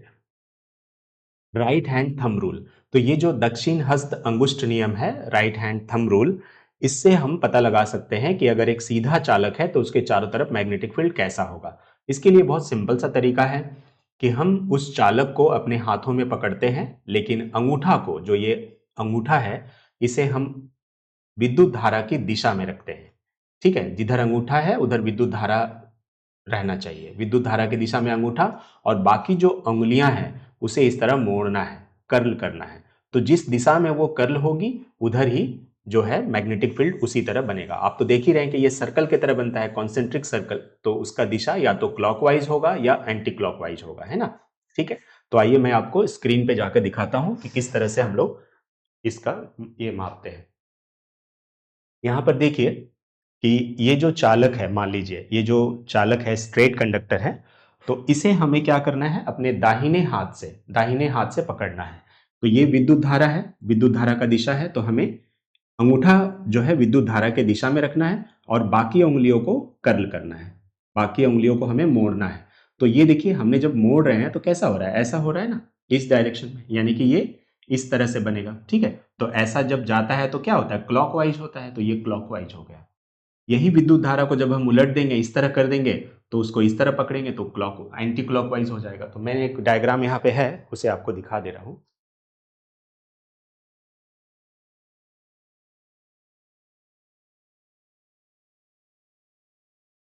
देखिए, यहाँ पे देखिए, अभी जो विद्युत धारा है वो किधर प्रवाहित हो रही है, ऊपर की तरफ। तो हमें अंगूठा किधर रखना होगा, ऊपर की तरफ, और बाकी उंगलियों को हमें कर्ल करना होगा। तो ये अंगूठा, जिधर विद्युत धारा है, करंट जा रही है, उधर अंगूठा है, और इसे हमें कर्ल करना होगा। तो जब हम ये कर्ल करेंगे तो जिस तरफ हम कर्ल कर रहे हैं, मोड़ रहे हैं, उधर ही विद्युत धारा मैंने उसी दिशा में बनेगी। तो इस तरह बन रहा है, ऐसा ये देखिए, इस तरह से कॉन्सेंट्रिक सर्कल के रूप में होगी। लेकिन ध्यान रखिएगा, ये केवल एक बिंदु के लिए नहीं, हर एक बिंदु के लिए ही ये इस तरह से बनेगा, यानी कि बिल्कुल। और जितना आप दूर जाते जा रहे हैं, देखिए मैग्नेटिक फील्ड लाइंस का जो गैप है वो बढ़ता जा रहा है। ठीक है, तो ध्यान रखिएगा कि इसमें जो मैग्नेटिक फील्ड लाइंस है, एक स्ट्रेट कंडक्टर के लिए, सीधे चालक के लिए कैसा होता है, तो कॉन्सेंट्रिक सर्कल के फॉर्म में होता है, यानी संकेंद्री वृत्तों के रूप में होता है। और जिसका केंद्र कहां पर होता है, उस तार के ऊपर होता है, उसके तार के एक्सिस के ऊपर, यानी कि उस तार के मैग्नेटिक एक्सिस के ऊपर होता है। खैर वो नहीं बोल करके आप इतना कह सकते हैं कि उस तार के ऊपर होता है, उसका केंद्र तार के ऊपर होता है। ठीक है, तो इसी तरह से आपको समझना है कि अगर एक स्ट्रेट कंडक्टर जो मैग्नेटिक फील्ड बनाता है, उसे हम किस नियम से पता लगाते हैं, राइट हैंड थंब रूल से इसका पता लगाते हैं। ठीक है, राइट हैंड थंब रूल। अब आइए, आपको जो है एक क्वेश्चन यहां पर दे रहे हैं और आपको बताना है। ठीक है, एक क्षैतिज शक्ति संचरण लाइन है, मान लीजिए पावर लाइन है, हॉरिजॉन्टल है, क्षैतिज मतलब हॉरिजॉन्टल है, पूर्व से पश्चिम की दिशा में विद्युत धारा प्रवाहित हो रही है। पहले आप डायरेक्शन ले लीजिए, ये नॉर्थ, ये साउथ, ये ईस्ट, और ये वेस्ट। बोल रहा है कि किसी क्षैतिज शक्ति संचरण लाइन में पूर्व से पश्चिम की तरफ विद्युत धारा जा रही है। ये रहा विद्युत धारा, पूर्व से पश्चिम की तरफ, हमने आई ले लिया, आई मतलब करंट है, पूर्व से पश्चिम की तरफ जा रही है। ठीक है, इसके ठीक ऊपर और ठीक ऊपर के किसी बिंदु पर चुंबकीय क्षेत्र की दिशा क्या होगी, इसके ठीक नीचे और इसके ठीक ऊपर किसी बिंदु पर चुंबकीय क्षेत्र की दिशा क्या होगी, ये है सवाल आपका। ठीक है दोस्तों, तो ये आपको बताना है। देखिए बिल्कुल सिंपल है, इधर से इस तरफ विद्युत धारा जा रही है ना, नॉर्थ से ईस्ट से वेस्ट की तरफ जा रही है। तो आपको पूछा गया है कि इसका ठीक नीचे और ठीक ऊपर किस तरफ जो है होगी, है ना। आइए मैं आपको यहां पर दिखा दूं कि सवाल क्या है। सवाल ये है कि एक हॉरिजॉन्टल तार है, एक हॉरिजॉन्टल तार है, ठीक है, एक हॉरिजॉन्टल तार है, और एक हॉरिजॉन्टल तार के बोल रहे हैं कि ठीक नीचे और ठीक ऊपर जो है विद्युत धारा की दिशा क्या होगी, ये आपसे पूछा गया है। तो जरा सा सोच के देखिए कि जो विद्युत धारा है, जिस तरफ विद्युत धारा जा रही है, हमें ये एक स्ट्रेट कंडक्टर है, सीधा चालक है, तो इसके चारों तरफ जो मैग्नेटिक फील्ड होगा वो कैसा होगा, इसका पता हम किस रूल से लगाते हैं, राइट हैंड थंब रूल से। तो आइए राइट हैंड थंब रूल हम लोग यहाँ लगाते हैं, ये है राइट हैंड और ये इसका थंब है। थंब हम उसी डायरेक्शन में रखते हैं जिधर करंट होता है, तो ये करंट इस डायरेक्शन में है तो थंब इधर रखेंगे, बाकी को हमको इस तरह पकड़ना है। तो जब हम इस तरह से पकड़ेंगे, इस तरह से इसको पकड़ेंगे तो कैसा हो रहा है, जरा सा देखिए, इस तरह से बन रहा है ना, इस तरह से। तो अब सवाल ये है कि जस्ट नीचे और जस्ट ऊपर ये पूछा गया है। तो जब हम ऐसे कर रहे हैं, सॉरी सॉरी, ठीक है, जब हम इस तरह से कर रहे हैं, ठीक है, तो देखिए इसके नीचे कैसे जा रहा है, अंदर के तरफ, और इसके ऊपर कैसे जा रहा है, ऊपर के तरफ, है ना। यानी कि यहां पर जो मैग्नेटिक फील्ड लाइंस है वो एक जो नीचे है उसमें नीचे के तरफ है, ऐसे करके अंदर ढुक रही है, ऐसे ये देखिए अंदर जा रही है, और इधर जब कर रहे हैं तो ऊपर आ रही है ना। तो इसीलिए दोस्तों जो है इसके ठीक नीचे जो बल है वो नीचे की तरफ लगेगा, और ऊपर में ऊपर की तरफ जो है वो मैग्नेटिक फील्ड का डायरेक्शन होगा। ठीक है, आइए अब हम लोग जो है अगला ये की तरफ बढ़ते हैं कि जब चुंबकीय जो धारावाही चालक है वो अगर वृत्ताकार हो जाए, अगर जो धारावाही विद्युत धारावाही चालक है वो अगर वृत्ताकार हो जाए, अगर सर्कुलर हो जाए, तो कैसा होगा। तो जो वृत्ताकार पाश है, ठीक है, उसके कारण जो मैग्नेटिक फील्ड होगा वो कैसा होगा। तो देखिए यहां पर जो धारावाही विद्युत धारावाही पाश है, अगर वो गोलाकार हो जाए तो कैसा होगा। दरअसल सिंपल सी बात है, वो तार पहले सीधा ही था लेकिन उसे मोड़ करके एक सर्कुलर लूप बना दिया गया। ठीक है, तो आप तो जानते हैं कि स्ट्रेट वाले में कैसा बनता है, तो स्ट्रेट वाले में बनता है कॉन्सेंट्रिक सर्कल के रूप में बनता है ना। बिल्कुल वही रहेगा यहां पर भी कॉन्सेंट्रिक सर्कल के रूप में ही, लेकिन गोल हो जाने के कारण क्या होगा, ये इधर से भी अपना मैग्नेटिक फील्ड बनाएगा और उधर से भी। ठीक है, ये ध्यान रखिएगा। अगर इसको दो भाग में हम बांट दें, ये एक भाग इधर एक भाग इधर, आधा आधा कर दे, तो हाफ इधर से बनाएगा और हाफ इधर से बनाएगा। जो इधर से बनाएगा उसका भी डायरेक्शन एक ही तरफ होगा, और ये जो बनाएगा इसका भी डायरेक्शन एक ही तरफ होगा। तो ये बहुत ही ज्यादा इंपॉर्टेंट है। सर्कुलर लूप में जो विद्युत धारा जो के कारण जो मैग्नेटिक फील्ड बनता है वो कैसा होता है, तो आप देखिए ये बिल्कुल वैसा ही होता है जैसे एक पाइप से पानी बहता है।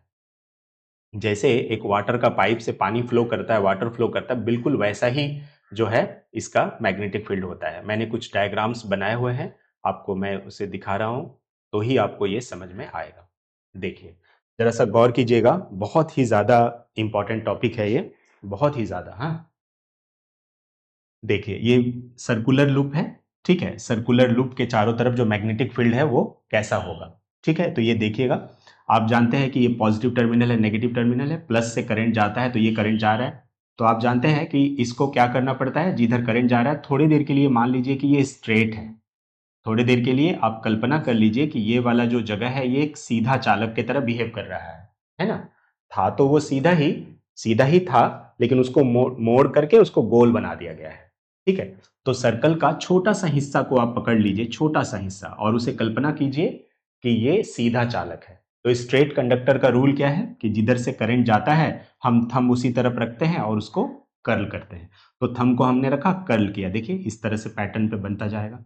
ये देखिए, और ये जितना दूर आप जाते जाएंगे सर्कल उतना बड़ा होते जाएगा, और उतना बड़ा होकर के जब इधर से जाएगा ना तो ये स्ट्रेट होकर के जाएगा।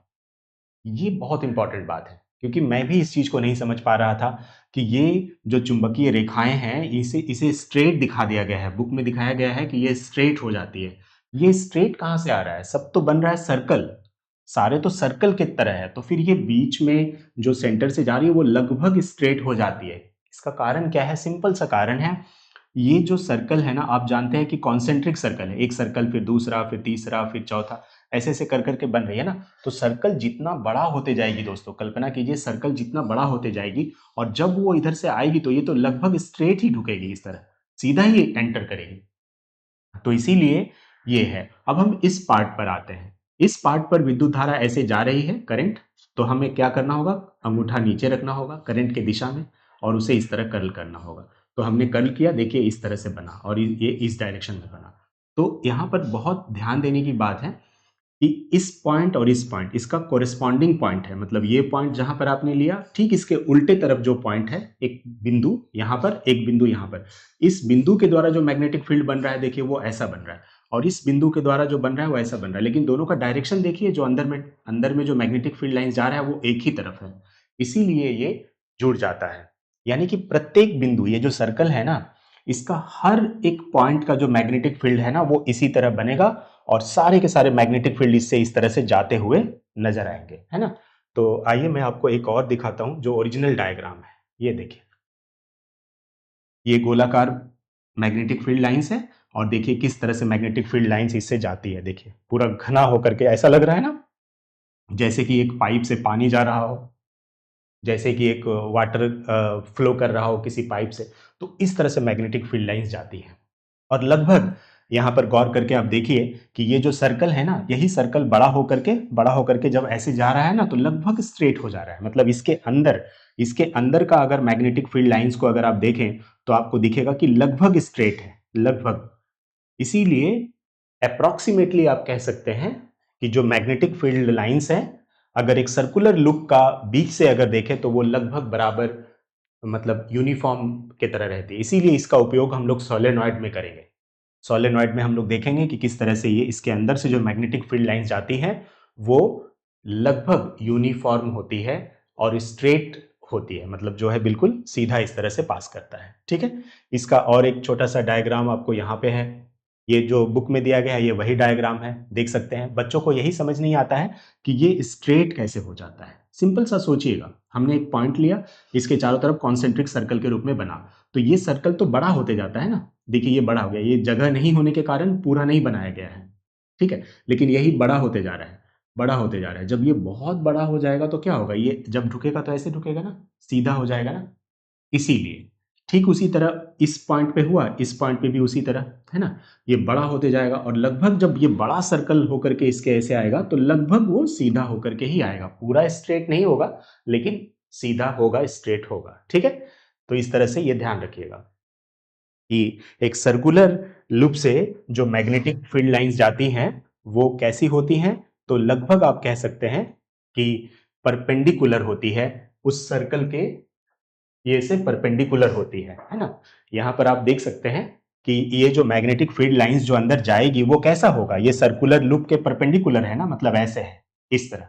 तो ये जो सर्कुलर लूप है इसके प्लेन के परपेंडिकुलर है, मतलब ऐसे इसके अंदर जा रही है ना।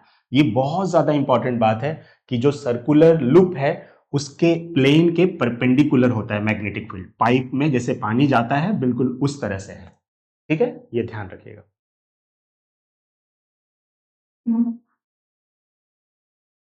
तो ये है, अभी यहां पर भी वो एक्सपेरिमेंट दिखाया गया है।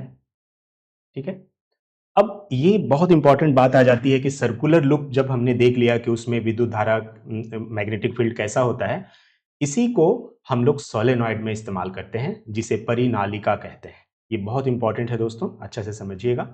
परिनालिका, जिसे हम क्या कहते हैं, सोलेनॉइड, इसे हम सोलेनॉइड कहते हैं। तो ये जो परिनालिका है, जब इसमें विद्युत धारा प्रवाहित होती है तो क्या होता है, देखिए सोलेनॉइड है क्या, परिनालिका क्या है। परिनालिका बिल्कुल सिंपल सा है कि हम लोग क्या करते हैं कि कुछ विद्युत रोधी तांबे का तार, इंसुलेटेड कॉपर का तार को लेते हैं और उसको सर्कुलर फॉर्म में कई बार लपेट देते हैं, और ध्यान रखते हैं कि वो तार ज्यादा गैप गैप ना हो, थोड़ा करीब करीब हो। तो उसे हम बेलन की आकृति में कई फेरों में लपेट देते हैं। तो इस कुंडली को, ये जो लपेटने के बाद जो ये कुंडली बनी है, इस कुंडली को ही हम लोग परिनालिका यानी कि सोलेनॉइड कहते हैं। ठीक है, और ये जो सोलेनॉइड है इसके कारण भी चारों तरफ मैग्नेटिक फील्ड बनेगी। ठीक है, तो इसको जानने के लिए सिंपल सा बात है, हम एक सर्कल वाला सोचेंगे कि एक सर्कुलर जो पास है, जो वृत्ताकार पास है, उससे कैसा विद्युत क्षेत्र बना था। उसमें ऐसे ही बना था ना जैसे पाइप से वाटर फ्लो करता है। तो हम एक जो टर्न है, एक जो फेरा है, इसके बारे में सोचेंगे। तो एक फेरा से जो मैग्नेटिक फील्ड बनेगी, दूसरा जो फेरा होगा वो भी उसी तरह का मैग्नेटिक फील्ड बनाएगी, जो तीसरा फेरा होगा वो भी उसी तरह का मैग्नेटिक फील्ड बनाएगी, इसी तरह चौथा, पांचवा, छठा, सारे जो मैग्नेटिक फील्ड है वो इसी तरह से बनेगी, और सारे के सारे मैग्नेटिक फील्ड चूंकि एक ही डायरेक्शन में है तो वो जुड़ जाती है। आपने वहां देखा था ना फोर्स वाले का बात, कि अगर आप 10 न्यूटन लगा रहे हैं 10 न्यूटन का फोर्स और आपका मित्र 8 न्यूटन का फोर्स लगा रहा है, तो टोटल उस ऑब्जेक्ट के ऊपर 18 न्यूटन यानी 18 न्यूटन का बल लग रहा है। क्योंकि बल एक भौतिक राशि है, वेक्टर क्वांटिटी, जो कि दिशा और परिमाण दोनों होता है, और वो हम उसके लिए हम उसको जोड़ देते हैं। इसी तरह यहाँ भी हम लोग क्या करेंगे, चूंकि मैग्नेटिक फील्ड भी एक भौतिक राशि है, मतलब वेक्टर क्वांटिटी है, जिसमें दिशा और परिमाण दोनों है, सदिश राशि है वो, तो इसी वजह से हम लोग उसको जोड़ देते हैं।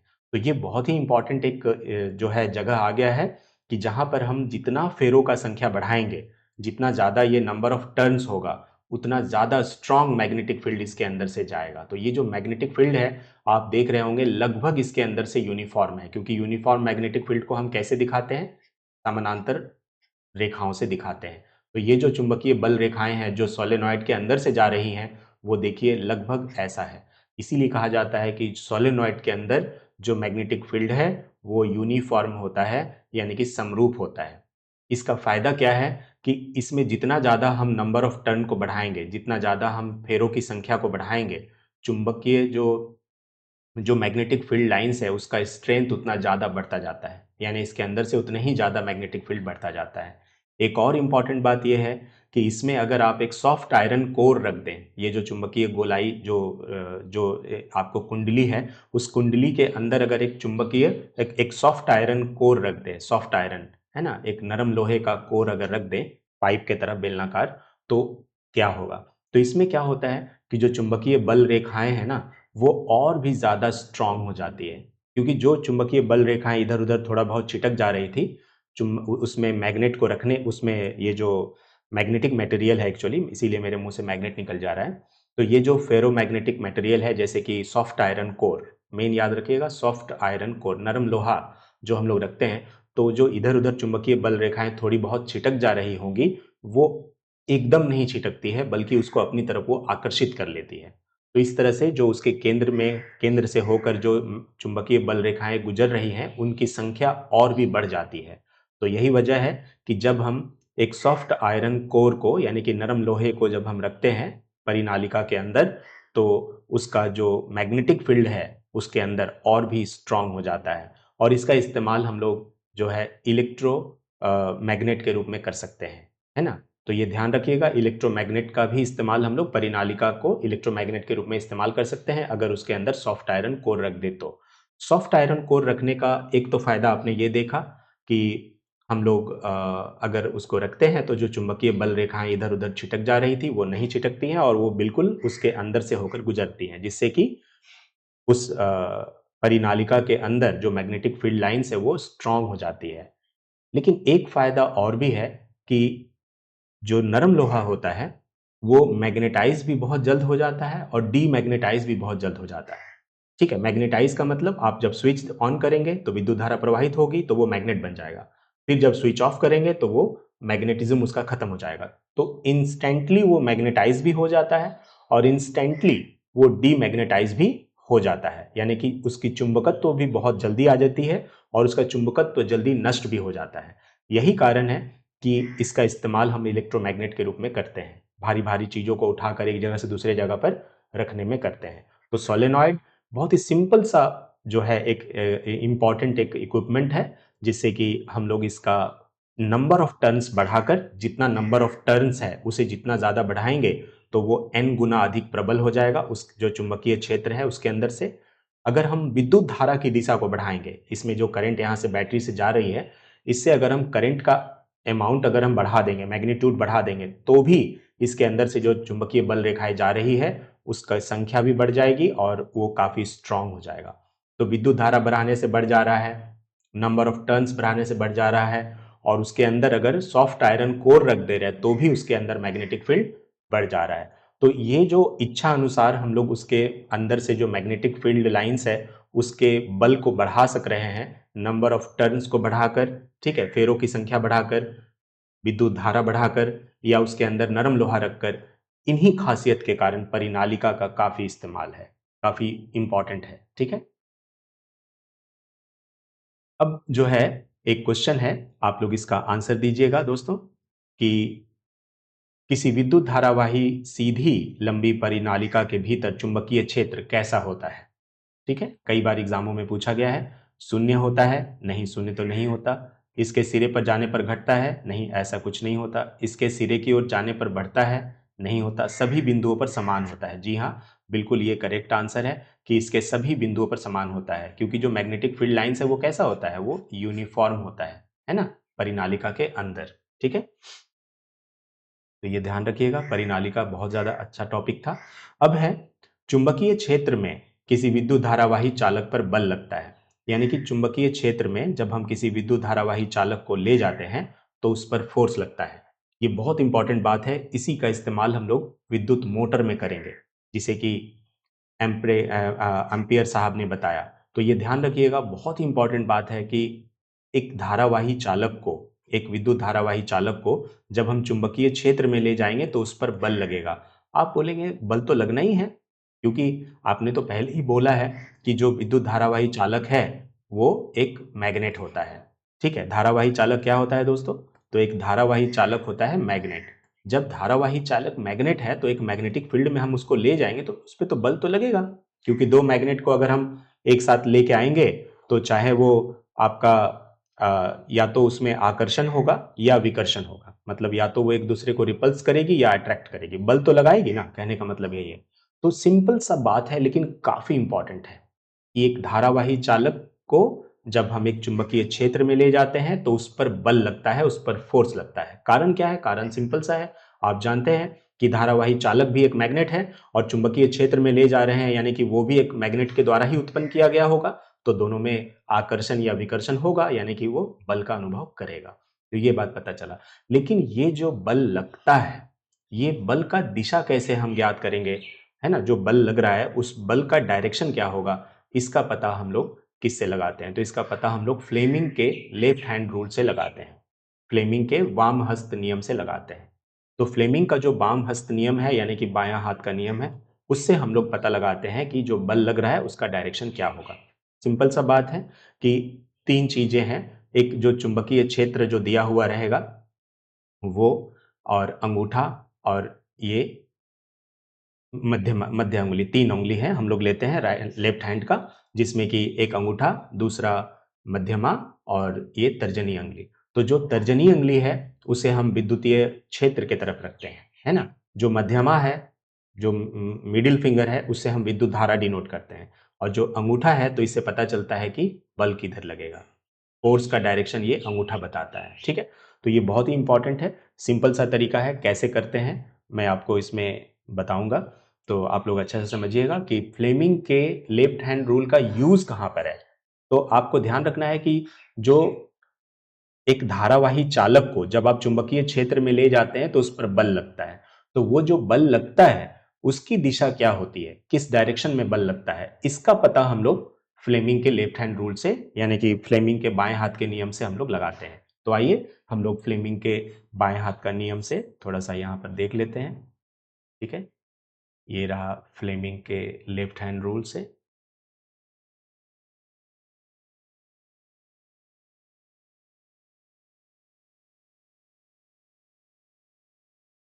ठीक है, बुक से ही मैं दिखा दे रहा हूं, यहां से ही। ठीक है, ये रहा, देखिए फ्लेमिंग का लेफ्ट हैंड रूल। तो फ्लेमिंग का लेफ्ट हैंड रूल जो है, आपको ध्यान रखना है कि ये जो तीनों फिंगर है, अंगूठा, तर्जनी उंगली, हिंदी में इसे तर्जनी उंगली कहते हैं, इंग्लिश में इसे फर्स्ट फिंगर कहते हैं, और ये जो है आपका मिडिल फिंगर या फिर इसे मध्यमा कहते हैं। तो ये जो थंब, तर्जनी उंगली और मध्यमा, इसमें आपको क्या करना है, तीनों उंगली को एक दूसरे के 90 डिग्री पे रखना है, 90 डिग्री का एंगल पे रखना है, इस तरह। ये बताएगा आपका चुंबकीय क्षेत्र, विद्युत फील्ड का डायरेक्शन जिधर होगा, मिडिल फिंगर बताएगा धारा, ठीक है, और ये बताएगा कि बल किधर लगेगा। तो सिंपल सा है, जिधर भी मैग्नेटिक फील्ड होगा उसमें ये फिंगर आपको उधर रख देना है, धारा जिधर बहेगी वो इधर रख देना है। तो समझ लीजिएगा कि अंगूठा जिधर है उधर बल लगेगा, फोर्स लगेगा। तो इसे ही हम लोग फ्लेमिंग का लेफ्ट हैंड रूल कहते हैं। तो सबसे पहले ये ध्यान रखिए कि फ्लेमिंग का लेफ्ट हैंड रूल कहाँ लगाते हैं, क्योंकि दो तीन रूल है। फ्लेमिंग का राइट हैंड रूल है, अभी आपने देखा राइट हैंड थंब रूल था। तो ये तीन रूल है बेसिकली अभी क्लास 10 में। तो आपको समझना है कि कौन किसके लिए यूज होता है, क्योंकि कंफ्यूजन हो जाता है ना। तो याद रखिएगा, फ्लेमिंग का जो लेफ्ट हैंड रूल है उससे हम क्या पता लगाते हैं कि एक धारावाही चालक को जब हम मैग्नेटिक फील्ड में ले जाते हैं तो उस पर बल लगता है, उस पर फोर्स लगता है, लेकिन उस फोर्स का डायरेक्शन क्या होगा, वो जो बल लगेगा वो किस दिशा में लगेगा, इसका पता हम फ्लेमिंग के लेफ्ट हैंड रूल से लगाते हैं। सिंपल है, हम लोग पहली जो उंगली है तर्जनी वो विद्युत क्षेत्र की दिशा में रखते हैं, जो मध्यमा है उसे विद्युत धारा की दिशा में रखते हैं, तो हमें अंगूठा के द्वारा क्या पता चलता है कि बल किस दिशा में लगेगा, यानी कि ये फोर्स को बताता है। ठीक है, जहां पर क्वेश्चन आएगा मैं वहां पर आपको आके दिखा दूं। ठीक है,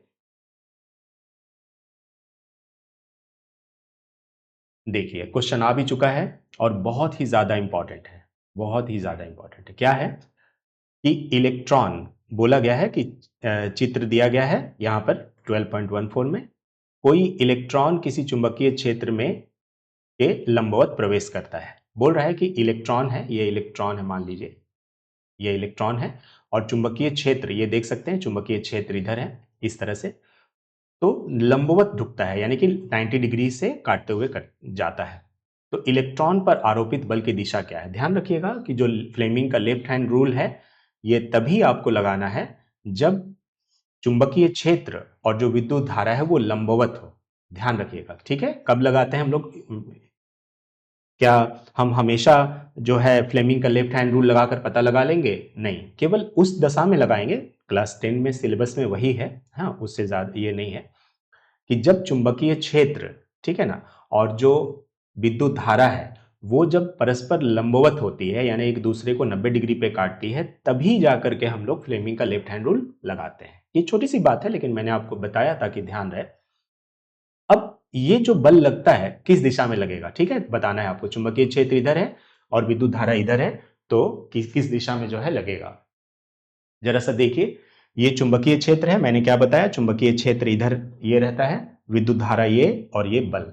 तो जरा सा सोचिए, चुंबकीय क्षेत्र इधर है, इलेक्ट्रॉन जिस दिशा में जाती है, आपने पढ़ा है इलेक्ट्रिसिटी के चैप्टर में कि इलेक्ट्रॉन जिस दिशा में जाती है उसके अपोजिट डायरेक्शन में धारा होती है, ठीक है, उसके विपरीत दिशा में, यानी इलेक्ट्रॉन इधर जा रही है तो धारा ऊपर होगी। तो ये विद्युत क्षेत्र और ये धारा, देख लीजिए, ये फील्ड विद्युत क्षेत्र को बता रहा है, ये धारा, तो फोर्स किधर लग रहा है, पेज के अंदर। ऐसा लग रहा है कि ये जो पेज है इसके अंदर लग रहा है, तो इसको हम बोलते हैं पेज के भीतर या फिर इनटू द पेज, ठीक है, ऐसे जा रहा है। सिंपल है एकदम, देखिए ये फील्ड, ये करंट और ये अंदर जा रहा है, ठीक है।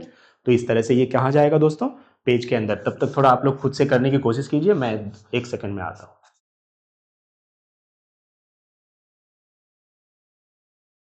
हाँ ठीक,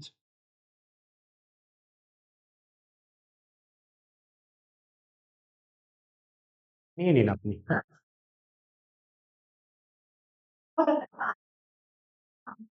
ना,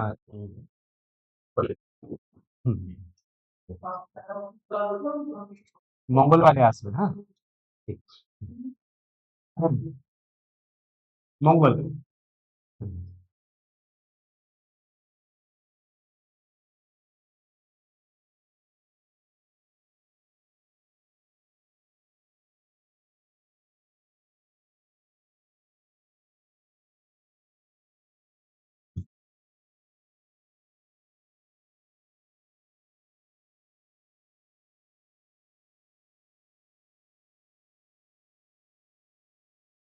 ठीक है दोस्तों। तो उम्मीद है आप लोगों को ये समझ में आया होगा, काफी इंपॉर्टेंट है, मतलब ये जो क्वेश्चन है ना, ये एकदम से आता ही आता है, ठीक है, चाहे बोर्ड एग्जाम हो या रेलवे का ग्रुप डी का एग्जाम हो, रहता है। क्या है, समझ लीजिए, चुंबकीय क्षेत्र जिस दिशा में होगा, ठीक है, उस तरफ आपको ये वाला फिंगर रखना है, ठीक है, और जो विद्युत धारा है वो इधर। तो आप क्या जानते हैं कि इलेक्ट्रॉन जिस दिशा में जाता है उसके अपोजिट डायरेक्शन में विद्युत धारा होती है, करंट होता है।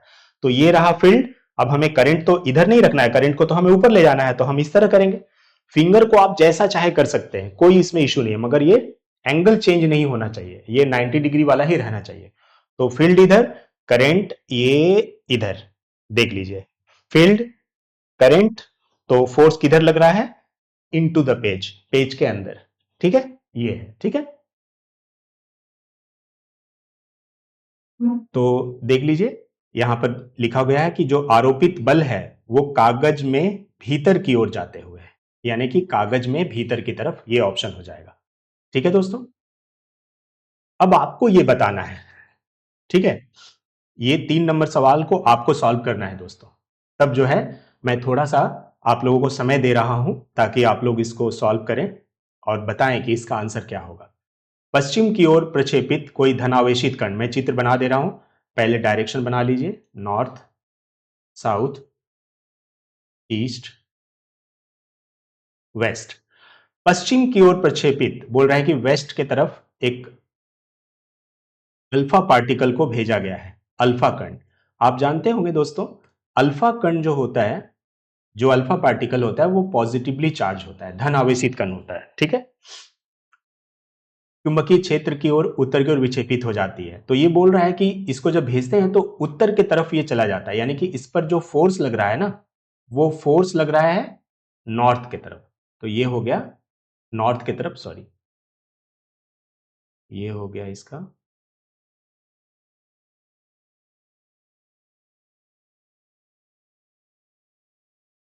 ये हो गया बल, ठीक है। और इसको भेजा जा रहा है इस दिशा में। तो आप बताइए कि अल्फा पार्टिकल जिस दिशा में जा रहा है, जो कि धनावेशित कण है ना, पॉजिटिवली चार्ज्ड है, तो करंट का डायरेक्शन किधर होगा? तो ध्यान रखिएगा, इलेक्ट्रिसिटी चैप्टर में मैंने बताया है कि धन आवेश अगर पॉजिटिव चार्ज अगर जिस दिशा में जाता है तो करंट उसी दिशा में होगा, अपोजिट नहीं होगा। तो यानी करंट का दिशा भी इधर ही होगा, ठीक है। इलेक्ट्रॉन जो कि नेगेटिव चार्ज है, वो जिस डायरेक्शन में जाता है उसका अपोजिट में करंट होता है, मगर पॉजिटिव चार्ज के केस में नहीं।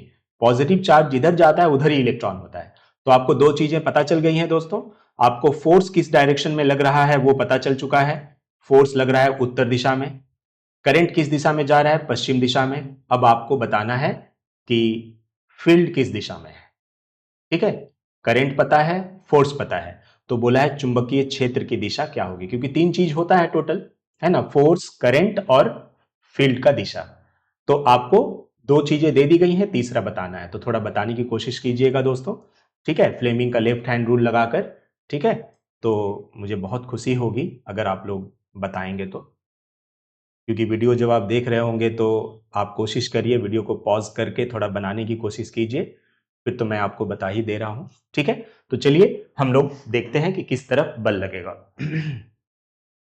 देखिए, आपको क्या बताया गया कि जो अल्फा कण है, ठीक है, जो अल्फा पार्टिकल है, वो किधर से किधर जा रहा है? उत्तर की तरफ, पश्चिम की तरफ, यानी कि पूरब से पश्चिम ही होगा, क्योंकि 90 डिग्री पे आना है। हमेशा बताया मैंने आपको कि 90 डिग्री का ही इसमें सारा होता है, क्योंकि तीनों फिंगर एक दूसरे के देखिए 90 डिग्री पे है। तो ये पश्चिम की तरफ आया। जो अल्फा पार्टिकल जाता है ना, अल्फा पर प्लस चार्ज होता है, ठीक है। तो प्लस होने के कारण जिस डायरेक्शन में अल्फा पार्टिकल जाएगा ना, उसी डायरेक्शन में करंट होगा, करंट अपोजिट नहीं होगा। इसके पहले वाले में आपने देखा कि इलेक्ट्रॉन जिधर जा रहा था उसका विपरीत दिशा में, अपोजिट डायरेक्शन में करंट था, लेकिन इसमें ऐसा नहीं होगा। इसमें होगा कि अल्फा पार्टिकल जिधर जा रहा है उधर ही करंट होगा, क्योंकि पॉजिटिव चार्ज जिस डायरेक्शन में जाता है उधर ही करंट होता है ना। अब करंट का पता चल गया, तो हम लोगों ने क्या सीखा है? हम लोगों ने सीखा है कि करंट जिधर रहता है उधर ये मिडिल फिंगर रहता है, ठीक है, और फोर्स जिधर लगता है वो ये। तो देखिए फोर्स तो मेरा ठीक है, करंट अभी तक नहीं हुआ। तो देखिए अब हम हाथ को घुमा रहे हैं, क्योंकि करंट को हमें इधर लाना है ना, इधर लाना है। तो ये देखिए, ये है करंट और ये है फोर्स, मिला लीजिए, सॉरी, ये है देखिए फोर्स और ये है करंट, मिला लीजिए, करंट, ये फोर्स। फील्ड किधर है? पेज से बाहर आते हुए, है ना, इस तरह से, इस तरह से पेज से बाहर आते हुए यहां पर फील्ड है, ठीक है। तो आप ऑप्शन मिला लीजिए, देखिए क्या दे रहा है। ऑप्शन मिला लीजिए, तो ऊपरी मुखी होगा, है ना, ऊपर की तरफ, ठीक है। ऊपरी मुखी मतलब ऊपर की तरफ है, ठीक है। हमने देखा ना, पेज से ऊपर आते हुए है, ठीक है। तो ये बहुत ही ज्यादा इंपॉर्टेंट है। अब आप लोग इस प्रश्न का उत्तर दीजिए कि हमारे विचार से जो एक छड़ था ए बी, उसमें विस्थापन हो रहा है, यानी कि बल लग रहा है। जब हम किसी वस्तु पर बल लगाते हैं तो क्या होता है? उसमें विस्थापन होता है, वो अपने जगह से खसक जाती है। तो ये जो विस्थापन हो रहा है, इन दशाओं में क्या होगा? नंबर वन, अगर विद्युत धारा में वृद्धि की जाए, आपने क्या देखा कि जो बल लगता है, हम जब विद्युत धारा को बढ़ा देते हैं, जैसे हमने कोई धारावाही चालक को मैग्नेटिक फील्ड में लाया, ठीक है, अगर हम उस विद्युत धारा को बढ़ा दें, उसमें जो करंट का मैग्नीट्यूड है उसको हम अगर बढ़ा दें, पहले 4 एम्पियर का करंट फ्लो कर रहा था, अगर हम 6 एम्पियर का कर दे, 8 एम्पियर का कर दे, तो क्या होगा? तो वो जो छड़ है, जो कि आपका धारावाही चालक है, उस पर ज्यादा बल लगेगा, है ना? तो इसीलिए इसका आंसर हो जाएगा कि जो उसमें विस्थापन होगा, अभी यहां पर बल ना बोल के विस्थापन यहां बोलना है, क्योंकि उसमें डिस्प्लेसमेंट हो रहा है ना, उसकी बात की गई है। तो वो ज्यादा विस्थापित होगा, ज्यादा दूर तक जाएगा वो, है ना? ये है। दूसरा, अधिक बल, अधिक प्रबल नाल चुंबक प्रयोग किया जाए। नाल चुंबक बोलते हैं घोड़े की नाल। ये देखिए, घोड़े की नाल चुंबक जो होती है वो कुछ इस तरह की होती है, यू के तरफ। इसे हॉर्स शू मैग्नेट भी कहते हैं। तो हॉर्स शू मैग्नेट का खासियत क्या होता है, ये थोड़ा जान लीजिए, काफी अच्छा है, इंटरेस्टिंग है। ये नॉर्थ पोल और ये साउथ पोल। होता क्या है, आप जानते हैं कि मैग्नेटिक फील्ड लाइंस नॉर्थ से निकलती है और साउथ में जाती है। तो ये रहा, नॉर्थ से निकलेगी, साउथ में चली जाएगी मैग्नेटिक फील्ड लाइंस। तो इस वजह से क्या होता है कि आप हॉर्स शू मैग्नेट का इस्तेमाल करके, यानी कि घोड़े का नाल चुंबक का इस्तेमाल करके, आप यूनिफॉर्म मैग्नेटिक फील्ड बना सकते हैं नेचुरली, है ना? तो ये काफी इंपॉर्टेंट है कि दोनों नॉर्थ और साउथ इसके करीब करीब होते हैं। अगर आप बार मैग्नेट लेते हैं, मान लीजिए आपने बार मैग्नेट लिया है, ये रहा नॉर्थ और ये रहा साउथ। तो जो बार मैग्नेट लिया है, तो इसका जो नॉर्थ और साउथ है, ये करीब कभी भी एक दूसरे के करीब नहीं रहेंगे, है ना? लेकिन जो नाल चुंबक है, जो घोड़े का नाल चुंबक है, हॉर्स शू मैग्नेट, उसमें देखिए नॉर्थ और साउथ पास पास होते हैं। तो इससे फायदा क्या होता है कि जो मैग्नेटिक फील्ड लाइंस है वो आसानी से हम लोग बना सकते हैं। इसी को बोल रहा है कि अगर अधिक प्रबल चुंबक लिया जाए, अगर अधिक प्रबल चुंबक लिया जाए तो क्या होगा? तो जाहिर सी बात है कि ये जो मैग्नेटिक फील्ड लाइंस है ये भी स्ट्रांग हो जाएगा। तो मैग्नेटिक फील्ड लाइंस अगर स्ट्रांग होगा तो ज्यादा विस्थापन होगा। तीसरा, छड़ AB की लंबाई बढ़ा दी जाए। जो तार लिया था आपने, मान लीजिए छोटा सा लिया था, अब आप उसको बढ़ा देते हैं। तो जितना ज्यादा बड़ा आप तार लेंगे, तो उससे जो चुंबकीय बल रेखाएं जो टकराएंगी उनकी संख्या भी ज्यादा होगी। मान लीजिए तार जब छोटा था, तो इससे जितना बल रेखा, देखिए एक्चुअली सारा चीज है, बल जो लगता है वो बल रेखाओं के कारण ही लगता है, क्योंकि एक मैग्नेट के चारों तरफ क्या होता है, मैग्नेटिक फील्ड लाइंस ही तो होता है। तो अगर मैग्नेटिक फील्ड लाइंस यहां से, मान लीजिए इनसे 1000 मैग्नेटिक फील्ड लाइंस टकरा रही थी, आपने तार को बड़ा कर दिया, अब इससे मान लीजिए 1500 मैग्नेटिक फील्ड लाइंस टकरा रही हैं, तो ऑब्वियसली ज्यादा बल लगेगा उसके ऊपर, और ज्यादा बल लगेगा तो विस्थापन भी ज्यादा होगा, है ना? तो ये बहुत ही इंपॉर्टेंट है सीबीएसई स्टूडेंट्स के लिए और ग्रुप डी के लिए भी, कि अगर ऐसा सवाल दे दिया जाए कि एक तार है, उसको हमने मैग्नेटिक फील्ड में ले गए हैं, क्या होगा अगर हम धारा को बढ़ा दे, तो उस पर बल ज्यादा लगेगा, यानी कि उसमें विस्थापन ज्यादा होगा। क्या होगा अगर हम मैग्नेटिक फील्ड को बढ़ा देंगे, तो यानी कि नाल चुंबक का स्ट्रेंथ बढ़ा देंगे, तो जाहिर सी बात है कि बल भी बढ़ जाएगा, यानी कि विस्थापन ज्यादा होगा। छड़ की लंबाई बढ़ा देंगे तो क्या होगा, तो उस पर विस्थापन बढ़ जाएगा। रीजन क्या है कि अगर हम छोटा तार ले रहे थे, तो उसमें अगर 1000 मैग्नेटिक फील्ड लाइंस अगर उसको उससे टकरा रही थी, अगर हम तार को बड़ा कर देंगे तो उससे 1500 2000 मैग्नेटिक फील्ड लाइंस टकराएंगी, जिसके कारण उस पर ज्यादा बल लगेगा। ठीक है। एक और क्वेश्चन बहुत इंपॉर्टेंट है कि अगर एक प्रोटॉन है, एक प्रोटॉन को हमने चुंबकीय क्षेत्र में गति करने के लिए छोड़ दिया है, क्या होगा उसमें, क्या बदलाव होगा? क्या उसका द्रव्यमान बदलेगा, चाल बदलेगा, वेग बदलेगा, संवेग बदलेगा? देखिए दोस्तों, मैं बिल्कुल फ्रैंकली बता दूं कि ये क्वेश्चन जो है, इसका एक्सप्लेनेशन कहीं भी बुक में नहीं है, एनसीईआरटी का कहीं भी नहीं है। इसके आंसर को जानने के लिए आपको दो तीन बातें जाननी होंगी। पहली बात ये कि जब कभी भी प्रोटॉन या कोई भी चार्ज पार्टिकल, इलेक्ट्रॉन हो सकता है, अल्फा पार्टिकल हो सकता है, बीटा पार्टिकल हो सकता है, ठीक है, जब भी कोई चार्ज पार्टिकल को अगर आप चुंबकीय क्षेत्र में, ध्यान रखिएगा एकदम मेरी बात को, चुंबकीय क्षेत्र में, सॉरी ये कुछ हैंग कर रहा है दोस्तों, चुंबकीय क्षेत्र में अगर मुक्त रूप से छोड़ देंगे, मुक्त गति मतलब आप कोई उस पर एक्सटर्नल कोई फोर्स नहीं लगा रहे हैं, बिल्कुल उसको फील्ड में छोड़ दिए हैं, तो जानते हैं वो जो मैग्नेटिक फील्ड है उस प्रोटॉन के ऊपर कैसा बल लगाएगा? आप जानते हैं कि वो 90 डिग्री पे बल लगाएगा। जो कि फ्लेमिंग का लेफ्ट हैंड रूल से आपने देखा, ठीक है। 90 डिग्री पे लगाएगा, और जो 90 डिग्री पे बल लगाने के कारण क्या होता है ना, कि ये जो प्रोटॉन होते हैं, ठीक है, ये सर्कुलर मोशन करने लगते हैं, ठीक है, सर्कुलर मोशन करने लगते हैं। ये बुक में नहीं है, लेकिन मैं बार बार बता दूं कि ये एनसीईआरटी के क्लास 10 में नहीं दिया गया है। तो जब एक प्रोटॉन, आप जान के रखिए, क्वेश्चन जब दिया है तो दे सकता है, ठीक है ना, इनसाइड क्वेश्चन है ये। जब एक प्रोटॉन को चुंबकीय क्षेत्र में मुक्त गति करने के लिए छोड़ दिया जाता है, तो वो प्रोटॉन कैसे घूमता है, वो सर्कुलर मोशन करने लगता है, ध्यान रखिएगा। और जब वो सर्कुलर मोशन करने लगता है, तो जाहिर सी बात है कि वो यूनिफॉर्म स्पीड से जाता है। देखिए, आप जानते हैं, आपने सर्कुलर मोशन का चैप्टर क्लास 9 में पढ़ा है फिजिक्स में। तो यहां पर आप जानते हैं कि सर्कुलर मोशन जब ये प्रोटॉन करेगा, ठीक है, तो इसका प्रत्येक बिंदु पे जो वेलोसिटी है ना, वो चेंज होता जाता है। उसका वेलोसिटी क्या होता जाता है, चेंज होता जाता है, क्योंकि इसकी दिशा बदलते जाती है।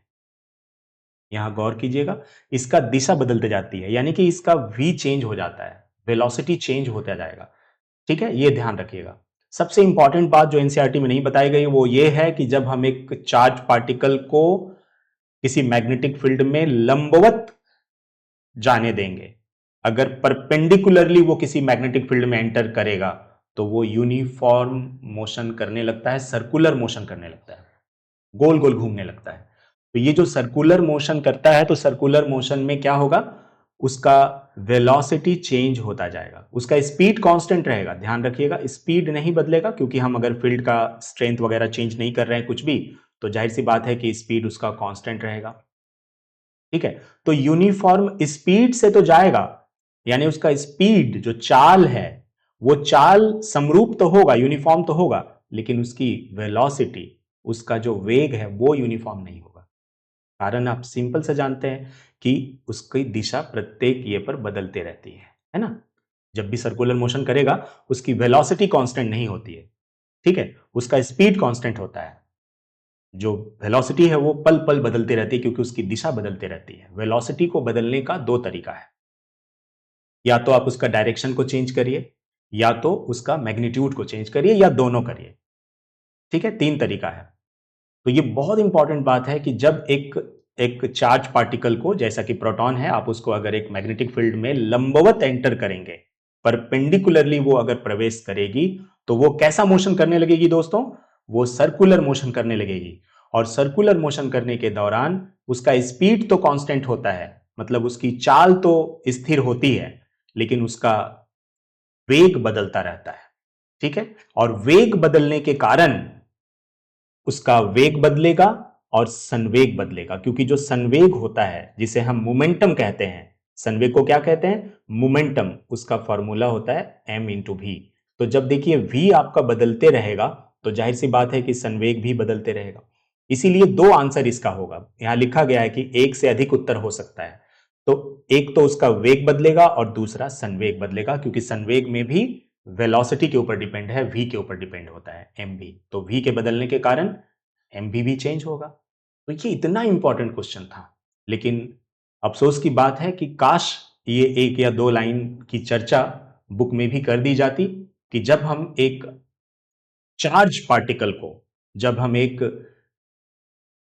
चार्ज पार्टिकल को, चाहे प्रोटॉन हो, इलेक्ट्रॉन हो, अल्फा पार्टिकल हो, बीटा पार्टिकल हो, मेनली यही सब रहते हैं, इनको अगर हम एक मैग्नेटिक फील्ड में लंबवत एंटर करते हैं, अगर वो लंबवत प्रवेश करती है, तो वो सर्कुलर मोशन करना चालू कर देती है, क्योंकि जो बल है, आप जानते हैं कि सर्कल के केस में जो बल लगता है, वो वेलोसिटी के परपेंडिकुलर हो जाता है। यहां देखिए, ये जो वेलोसिटी है ना, ये जो v है, इसके बीच में कितना डिग्री का कोण बन जाएगा, अगर आप सर्कल से मापेंगे तो ये 90 डिग्री का कोण बन जाता है। तो जो फोर्स है और ये जो आपका वेलोसिटी है, इसके बीच में 90 डिग्री का कोण बन जाता है। तो जब फोर्स और वेलोसिटी के बीच में 90 डिग्री का कोण बन जाता है ना, तो उससे कोई काम नहीं होता, कोई भी वर्क डन नहीं होता, लेकिन वस्तु जो है वो गोलाकार पथ में घूमती रहती है। इसीलिए कहा जाता है दोस्तों कि जो मैग्नेटिक फील्ड है ना, वो दरअसल सेंट्रीपिटल फोर्स का काम करता है, क्योंकि वृत्त में घूमने के लिए क्या चाहिए? सेंट्रीपिटल फोर्स चाहिए, है ना, जिसे हम लोग सेंट्रीपिटल फोर्स को क्या कहते हैं हिंदी में? सेंट्रीपिटल फोर्स हिंदी में बोलते हैं, इंग्लिश में, हिंदी में क्या कहते हैं?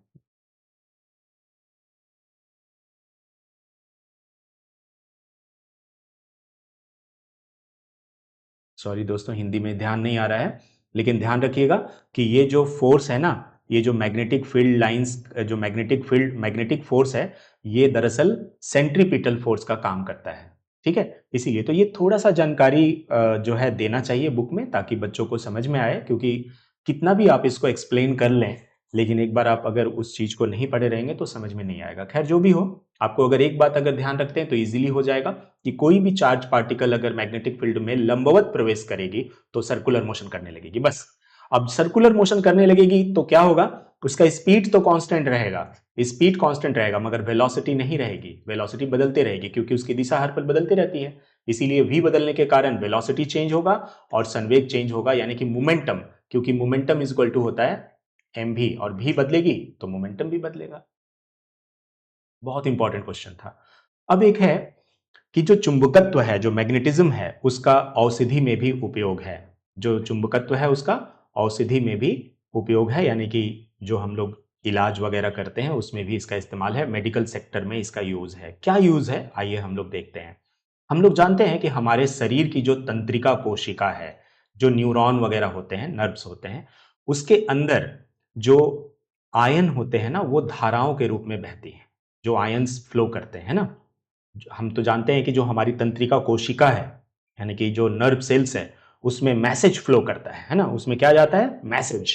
उसमें कोई ब्लड ब्लड फ्लो नहीं करता, उसमें संदेश जाता है, उसमें मैसेज जाता है। जैसे हमारे हाथों में कांटा चुभता है तो वहां से मैसेज ब्रेन में जाता है, ब्रेन से ऑर्डर आता है, हम हाथ उठा लेते हैं। ठीक है, हालांकि ये रिफ्लेक्स एक्शन के द्वारा होता है, मैंने उस चैप्टर में पढ़ाया है आपको, कोऑर्डिनेशन वाले चैप्टर में, तो वो रिफ्लेक्स आर्क के द्वारा ही कंट्रोल हो जाता है, लेकिन मैंने ब्रेन का नाम आपको बताया कि इस तरह से काम होता है। यानी कि कोई ना कोई है जो नर्व नर्व है, जो इंफॉर्मेशन को ले जाता है और ऑर्डर को ले आता है ब्रेन से। तो ये जो ऑर्डर जाता है, ऑर्डर आता है, ये in the form of message होता है, संदेश। और ये जो मैसेज है, आप जानते हैं कि जो न्यूरॉन है वो दोनों केमिकल, जहां पे दो न्यूरॉन जुड़े रहते हैं, उसे हम सिनेप्स कहते हैं, और सिनेप्स के पास ही कुछ केमिकल होते हैं जो उसे इंफॉर्मेशन को सिग्नल में कन्वर्ट कर देते हैं। तो सिग्नल जो है वो मूव करती है हमारे नसों में, हमारे नर्व्स में, और उसमें क्या होता है? उसमें आयन होते हैं जो धाराओं के रूप में बहते हैं। आयन आप जानते हैं, पॉजिटिव आयन और नेगेटिव आयन होता है। जैसे सोडियम तो Na+ आयन होता है, क्लोरीन Cl- आयन होता है। तो जो भी है, ये एक चार्ज पार्टिकल है ना। आयन क्या है? एक चार्ज पार्टिकल है। तो जब भी एक चार्ज पार्टिकल, यानी कि आवेशित कोई भी जो कण है, अगर वो प्रवाहित हो रहा है, दैट मीन्स कि धारा प्रवाहित हो रहा है। ठीक है, और आप जानते हैं कि अगर धारा प्रवाहित हो रहा है तो उसके चारों तरफ एक मैग्नेटिक फील्ड बन जाएगी, तो उसके चारों तरफ चुंबकीय क्षेत्र उत्पन्न हो जाती है। इसीलिए हमारे शरीर में जहां कहीं भी जो भी नर्व्स है जिसमें कि आयन फ्लो कर रहा है, तो उसके चारों तरफ मैग्नेटिक फील्ड क्रिएट होता है। लेकिन ध्यान रखिएगा, ये बहुत ही ज्यादा वीक होता है, बहुत ही ज्यादा कमजोर होता है मैग्नेटिक फील्ड, इसलिए हमें इसका अनुभव भी नहीं होता। ठीक है, बहुत ही दुर्बल होता है, इसीलिए अनुभव नहीं होता। लेकिन हमारे शरीर में दो ऐसे भाग हैं जिसमें ज्यादा मात्रा में चुंबकीय क्षेत्र उत्पन्न होता है, और वो है हृदय और मस्तिष्क। यानी हमारा जो हृदय है, हार्ट, और जो मस्तिष्क है यानी कि ब्रेन, ये दो पार्ट ऐसा है शरीर का जिसमें सिग्निफिकेंट चुंबकीय क्षेत्र बनता है। और इसी का इस्तेमाल एक टेक्निक के जरिए उसका प्रतिबिंब बनाने में किया जाता है। ठीक है, इमेज बनाने के लिए किया जाता है। तो इसीलिए इसे जो है magnetic resonance imaging, MRI technique के नाम से जानते हैं। तो ये टेक्निक है जिसके कारण हम लोग क्या करते हैं, ये जो मैग्नेटिक फील्ड बनता है हार्ट और ब्रेन में, उसी का इस्तेमाल करके हम लोग ये मैग्नेटिक रेजोनेंस इमेजिंग, एमआरआई करके उसका तस्वीर बनाते हैं, जिससे कि डायग्नोस्टिक करने में, जो भी कोई प्रॉब्लम है कुछ है तो उसका पता लगाने में किया जाता है। ठीक है, तो ये ध्यान रखिएगा। इस तरह से हम कह सकते हैं कि चुंबकत्व का औषधि में भी उपयोग है, यानी कि चिकित्सा विज्ञान में भी इसका उपयोग है। अगर आपसे एक क्वेश्चन आ जाए कि मैग्नेटिज्म का चिकित्सा विज्ञान में क्या उपयोग है, तो आप कह सकते हैं कि एमआरआई के रूप में इस तकनीक के द्वारा जिसमें कि चुंबकीय फेनोमेना पर आधारित है, का इस्तेमाल करके हम लोग ब्रेन और हृदय वगैरह का हम लोग जो है डायग्राम या इमेज बनाते हैं। ठीक है, माने बीमारी को डायग्नोस करने के लिए किया जाता है। अब हम लोग आते हैं घरेलू विद्युत परिपथ। तो जो घरों में विद्युत परिपथ लगा होता है उसके बारे में भी कुछ सवाल आते हैं एग्जाम में, तो बेसिक चीज जानना बहुत जरूरी है। ठीक है, देखिए सबसे पहले घरों में जो है किस तरह से जो है करंट आता है वो ध्यान रखिए। सबसे पहले जो बाहर से जो करंट आते हैं उसे मेंस कहते हैं, ध्यान रखिएगा। जो मुख्य तार जिससे कि करंट हमारे घरों में एंटर कर रही है, प्रवेश कर रही है, जो कि बाहर में लगे हुए विद्युत खंभों के सहारे आती है, या कभी कभी आजकल अंडरग्राउंड कर दिया जा रहा है, भूमिगत कर दिया जा रहा है, वहां से आए, है ना, तो मेंस कहते हैं। ये जो मेंस सप्लाई है ये लाल रंग का होता है और इससे धनात्मक तार भी कहते हैं। और दूसरा जो तार होता है उसे काले रंग का होता है और इसे उदासीन तार कहते हैं। और ये जो तार है, लाल तार और काला तार, यानी कि जो पॉजिटिव वायर है और नेगेटिव वायर है, इन दोनों के बीच में जो पोटेंशियल डिफरेंस होता है वो 220 वोल्ट का होता है। ठीक है, दोनों के बीच में, यानी कि जो पॉजिटिव वायर है और न्यूट्रल वायर है उसके बीच में पोटेंशियल डिफरेंस कितना होता है, 220 वोल्ट।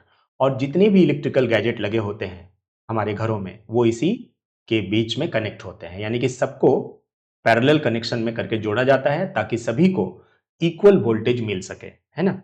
इस तरह से याद रखिएगा कि घरों में जो लाइनें होती है उसे कैसे संयोजित किया जाता है, उसे पैरेलल कनेक्शन में किया जाता है। ठीक है, कैसे करके तार हमारे घरों में आती है। सबसे पहले ध्यान रखिए, क्वेश्चन आया हुआ एग्जाम में, सबसे पहले जो करंट आता है ये देख सकते हैं, ये लाल तार है। ठीक है, यहां देख सकते हैं ये लाल तार है जो कि विद्युतमय है, यानी कि इसमें करंट आ रहा है। ये गर्म तार या पॉजिटिव तार के नाम से भी जानते हैं इसे, और इसे ठंडा तार या न्यूट्रल वायर भी कहते हैं। तो आप देखिए कि सबसे पहले जो करंट आ रही है वो फ्यूज से जा रही है। सबसे पहले जो करंट जा रही है वो किससे जा रही है दोस्तों, फ्यूज। सबसे पहले फ्यूज में जाती है। इसके बाद जो करंट है वो मीटर में आती है, विद्युत ताप मापी यानी कि मीटर है ये, और मीटर से एंटर होकर के जाती है।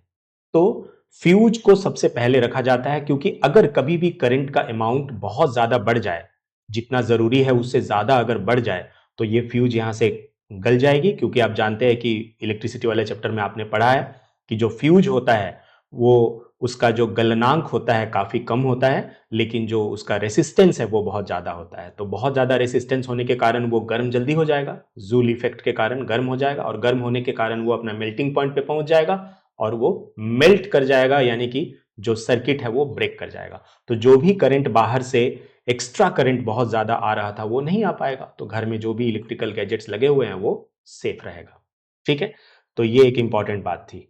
दूसरा, एक एक तरह का तार आपको और मिलेगा जो कि आप यहां पर ग्रीन कलर से देख रहे होंगे। ये जो तार है ग्रीन कलर से आप देख रहे हैं, ये भू संपर्क तार है। ठीक है, अर्थिंग वायर है। इस अर्थिंग वायर को आप देखिएगा घर में कभी कभी जो बोर्ड होता है ना, स्विच बोर्ड, उसमें देखिएगा एक जो प्लग लगाने वाला होता है उसमें एक जो होल होता है वो बड़ा होता है। ये गौर कीजिएगा, ये तीन में से दो बड़ा रहेगा काफी। तो ये बड़ा होने का जो ये है वो इसलिए है क्योंकि इसमें वही आप भारी चीजें लगा सकते हैं, जैसे आयरन हो गया, फ्रिज हो गया, एसी का तार हो गया, गीजर का हो गया, जिसमें ज्यादा करंट चाहिए और जिसका बॉडी को हम टच करते हैं। जैसे आयरन है हम हाथ से करते हैं, फ्रिज है हम बराबर है उसको हाथ से छूते रहते हैं। तो अगर कभी भी लीकेज हो जाता है करंट का, तो क्या होता है कि वो डायरेक्ट अर्थ में चला जाता है। भू संपर्क होने के कारण वो इस तरह से जो भी एक्स्ट्रा चार्ज है वो इससे निकलकर वो अर्थ में चला जाएगा, तो हमें क्या होगा, झटका नहीं लगेगा। अगर ये अर्थिंग नहीं की हुई होगी और कभी भी तार अगर करंट अगर अंदर में लीक कर गया, कुछ भी इधर उधर सट गया, तो जो उसका बॉडी है जो कि लोहे का बना होता है उस पूरे में करंट आ जाएगा। तो थोड़ा सा भी टच करने पर करंट मारेगा, झटका मारेगा। तो इसके लिए अर्थिंग वायर का काफी इस्तेमाल है। ठीक है, ये ध्यान रखिएगा। तो जनरली क्या होता है, हमारे घरों में दो तरह का सर्किट होता है, दो परिपथ होते हैं, दो अलग अलग सर्किट होता है। एक सर्किट में हम 15 एम्पियर का करंट को ले जाते हैं, जो भारी चीजों को इस्तेमाल करने में काम आता है, जैसे कि गीजर, ठीक है, कूलर, ये सब जो भी ज्यादा करंट चाहिए, जिनको हेवी ड्यूटी करंट जो भी है वो इससे लेता है, तो वो 15 एम्पेयर वाला सर्किट में हम उसको ले जाते हैं, ठीक है। दूसरा है 5 एम्पेयर का सर्किट। तो जो 5 एम्पेयर का सर्किट है उसमें नॉर्मल चीजें लगाते हैं, जैसे बल्ब है, पंखा है, ये सब लगाते हैं, ठीक है। अब देखिए, अभी ये जो भू संपर्क वाला तार है, इसका मैंने बताया आपको, इसके हम लोग विद्युत इस्त्री, टोस्टर, मेज पर जो पंखा रखा होता है, मेज का पंखा माने टेबल फैन, रेफ्रिजरेटर, ये सब, क्योंकि उसका जो धातु का आवरण होता है, उस पर जो मेटेलिक बॉडी होती है, उसमें अगर कभी करंट आ गया ना तो पूरा करंट का झटका लगेगा।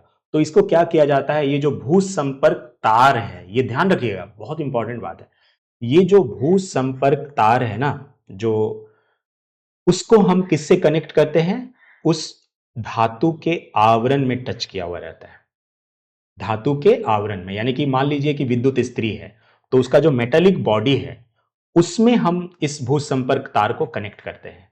तो क्या होता है कि अगर कभी भी उस मेटेलिक बॉडी में करंट आ गया तो वो सीधे क्या हो जाएगा, अर्थ में चला जाएगा, और अर्थ का जो पोटेंशियल है वो जीरो होता है, ठीक है, विभव उसका जीरो होता है, तो वो करंट एकदम तुरंत ही रेडिली चला जाता है, तो आपको झटका नहीं लगेगा, ठीक है।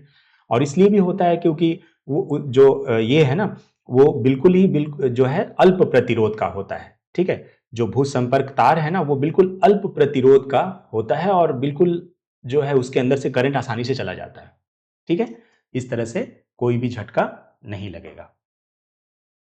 अब एक और इंपॉर्टेंट बात यह है कि कभी कभी क्या होता है कि तार का मान लीजिए इंसुलेशन खराब हो गया, कुछ हो गया, तो ये जो दोनों तार है, हॉट वायर और कोल्ड वायर, या फिर आप ये भी कह सकते हैं कि गर्म तार और ठंडा तार, या ये भी कह सकते हैं कि जो पॉजिटिव वायर है और नेगेटिव वायर है, वो दोनों एक दूसरे से कनेक्ट हो जाती है। अगर वो दोनों एक दूसरे के साथ कभी भी टच में आ गई ना, तो क्या होगा, अचानक से जो करंट है वो सर्किट में बहुत ज्यादा बढ़ जाएगा और आग लग सकती है, और इसे ही हम लोग जो है शॉर्ट सर्किट कहते हैं। तो ये शॉर्ट सर्किट का भी एक कारण है। तो दूसरा है अति भारण। अति भारण क्या होता है, मान लीजिए एक ही सॉकेट में है ना, ओवरलोडिंग। अति भारण में क्या होता है, एक ही सॉकेट में हमने बहुत ज्यादा इलेक्ट्रिकल गैजेट्स लगा के रखे हुए हैं, तो वो बहुत ज़्यादा करंट को ड्रॉ करेगा। तो इस तरह से जो है वो मतलब ओवरलोडिंग के कारण भी जो है ये हो जाता है। तो इसको बचाने के लिए, चाहे अतिभारण हो या शॉर्ट सर्किट हो, इसको बचाने के लिए हम लोग फ्यूज का इस्तेमाल करते हैं। तो फ्यूज जो है जनरली जो है जो लगाते हैं, तो उसमें क्या होता है कि कभी भी अगर हाई करंट अगर फ्लो किया तो वो गल जाता है, क्योंकि इसका रेसिस्टेंस ज़्यादा होता है लेकिन मेल्टिंग पॉइंट कम होता है। तो इस वजह से जितना करंट चाहिए उससे अगर एक्सेस करंट आ गया तो वो मेल्ट कर जाएगा और सर्किट ब्रेक कर जाएगी। इस तरह से दुर्घटना होने से बच जाएगी, ठीक है। तो ये बहुत ज़्यादा इंपॉर्टेंट था दोस्तों। तो एक क्वेश्चन आपको यहाँ पर है, आप लोग इसको अगर खुद से सवाल करें तो बताइएगा कि क्या होगा। 2 किलोवाट शक्ति अनुमान का एक विद्युत तंदूर किसी घरेलू परिपथ माने 220 वोल्ट में प्रचालित किया जाता है। इसका करंट दे दिया गया है 5 एम्पेयर का है। तो बताइए कि क्या होगा, परिणाम की अपेक्षा करेंगे, क्या होगा। तो देखिए 2 किलोवाट का एक शक्ति अनुमान, एक विद्युत तंदूर लगाया गया। विद्युत तंदूर मतलब जो इलेक्ट्रिक से गर्म करने वाला खाना का होता है ना, जिसमें खाना वाना गर्म करते हैं या बनाते हैं, है ना, उसको बोलते हैं। तो ये तंदूर को लगाया गया है, कितना वाट का है, 2 किलोवाट का, ठीक है। तो देखिए क्या होगा, आप जानते हैं दोस्तों कि P इज इक्वल टू होता है VI। P is equal to क्या होता है, VI, power is equal to VI। याद रखिएगा, इलेक्ट्रिकल चैप्टर में आपने पढ़ा है P is equal to VI। देखिए पावर कितना है, हमने करंट निकाल लेनी है, I इज इक्वल टू होगा P बाय V। जो पावर है वो कितना है, 2 किलोवाट का है, तो किलोवाट को हम वाट में बदल दिए, 1000 से मल्टीप्लाई कर दिए, 2000 वाट। और वोल्टेज कितना है, 220, ठीक है, 0 से 0 कट गया, और इसको आप कटा लीजिए, 2 से 11 बार में, 2 से 100 बार में, लगभग 11 से डिवाइड करिएगा तो 9 पॉइंट 11 99, एक और जीरो है ना, फिर 9.09 के लगभग में ऐसा आ रहा है। तो 9.09 एम्पेयर का करंट वो ड्रॉ करेगा। ध्यान रखिएगा, वो जो आप लगा रहे हैं 2 किलोवाट का जो तंदूर लगा रहे हैं, विद्युत तंदूर, वो कितना करंट ड्रॉ करेगा, कितना करंट उसको चाहिए चलने के लिए, 9.09, है ना। और ये कह रहे हैं कि विद्युत धारा कितना दे सकता है, ये सप्लाई लाइन कितना का है, 5 एम्पेयर का है। ठीक है, तो क्या होगा, अगर आप 9 एम्पेयर का करंट का ड्रॉ करने वाला को 5 एम्पेयर वाला में कनेक्ट कर दीजिए तो क्या होगा, तो वो ये नहीं हो पाएगा और जल सकता है, वो जो है खराब हो सकता है, जल सकता है। तो इसीलिए जितना करंट का धारा सप्लाई कर सकता है ना, उससे कम का आप कोई भी उपकरण लगा सकते हैं। 5 एम्पेयर का है तो आप 4.5 का लगा सकते हैं, 4.5 एम्पेयर, 4 एम्पेयर, इतना करंट जो ड्रॉ करता है वो सब आप इसमें इलेक्ट्रिकल गैजेट लगा सकते हैं। लेकिन जो 9.9 करंट चाहिए उसको एम्पेयर, आप 5 एम्पेयर का वाला में लगा दे रहे हैं, क्योंकि दो सर्किट होता है ना, एक 15 एम्पेयर और एक 5 एम्पेयर का। आप 5 एम्पेयर वाला सर्किट में लगा देंगे तो वो जल जाएगा, कट जाएगा। ठीक है, तो ये बहुत ही इंपॉर्टेंट था दोस्तों, काफी इंपॉर्टेंट चैप्टर है। मैं एक बात आप लोगों को बता दूं कि विद्युत मोटर और जो विद्युत जनरेटर है, इलेक्ट्रिक मोटर और इलेक्ट्रिक जनरेटर, ये सिलेबस से अभी हटा दिया गया है। तो इसलिए जो सीबीएसई बोर्ड के स्टूडेंट हैं, मैं उनसे यही कहूंगा कि वो इसको ना पढ़ें, क्योंकि उनको ये जरूरत नहीं है, उनका एग्जाम करीब है, तो वो जो सिलेबस में दिया गया है वही करें। लेकिन जो रेलवे की तैयारी कर रहे हैं स्टूडेंट्स, उनको जरूर से जरूर इलेक्ट्रिक मोटर और इलेक्ट्रिक जनरेटर भी पढ़ना चाहिए। ये पुराने सिलेबस में था, अभी हटा दिया गया है। क्यों? क्योंकि 2018 और 2022 में जो रेलवे ग्रुप डी के एग्जाम हुए हैं उसमें मोटर और जनरेटर से क्वेश्चन है। तो इसलिए मैं उसके लिए एक सेपरेट वीडियो लाऊंगा जो केवल रेलवे ग्रुप डी के स्टूडेंट्स के लिए होगा। तो इलेक्ट्रिक मोटर और इलेक्ट्रिक जनरेटर मैं उसमें पढ़ाऊंगा। लेकिन जो सीबीएसई बोर्ड के स्टूडेंट हैं उनको जो सिलेबस में दिया गया है केवल उसी पे वो फोकस करें, एग्जाम करीब है, ताकि उनका स्कोरिंग अच्छा हो और वो कर सके। उम्मीद है आप लोगों को समझ में आया होगा। पढ़ाने के दौरान अगर कुछ भूल चूक हुई हो तो क्षमा कीजिएगा, लेकिन वीडियो को अगर आपने अंत तक देखा है तो मैं आपको पहले से ही धन्यवाद देता हूं। और इसके बाद आप जरूर से जरूर खुद से एनसीईआरटी को पढ़कर, और जो भी प्रश्न वगैरह आपके पास हैं, चाहे प्रीवियस ईयर का बोर्ड एग्जाम का पेपर हो या प्रीवियस ईयर का रेलवे का एग्जाम का पेपर हो, आप इस चैप्टर के क्वेश्चन को निकालिए और खुद से हल करने की कोशिश कीजिए। आपको जो है बहुत ही इंपॉर्टेंट मतलब ये रहेगा। ठीक है, धन्यवाद दोस्तों।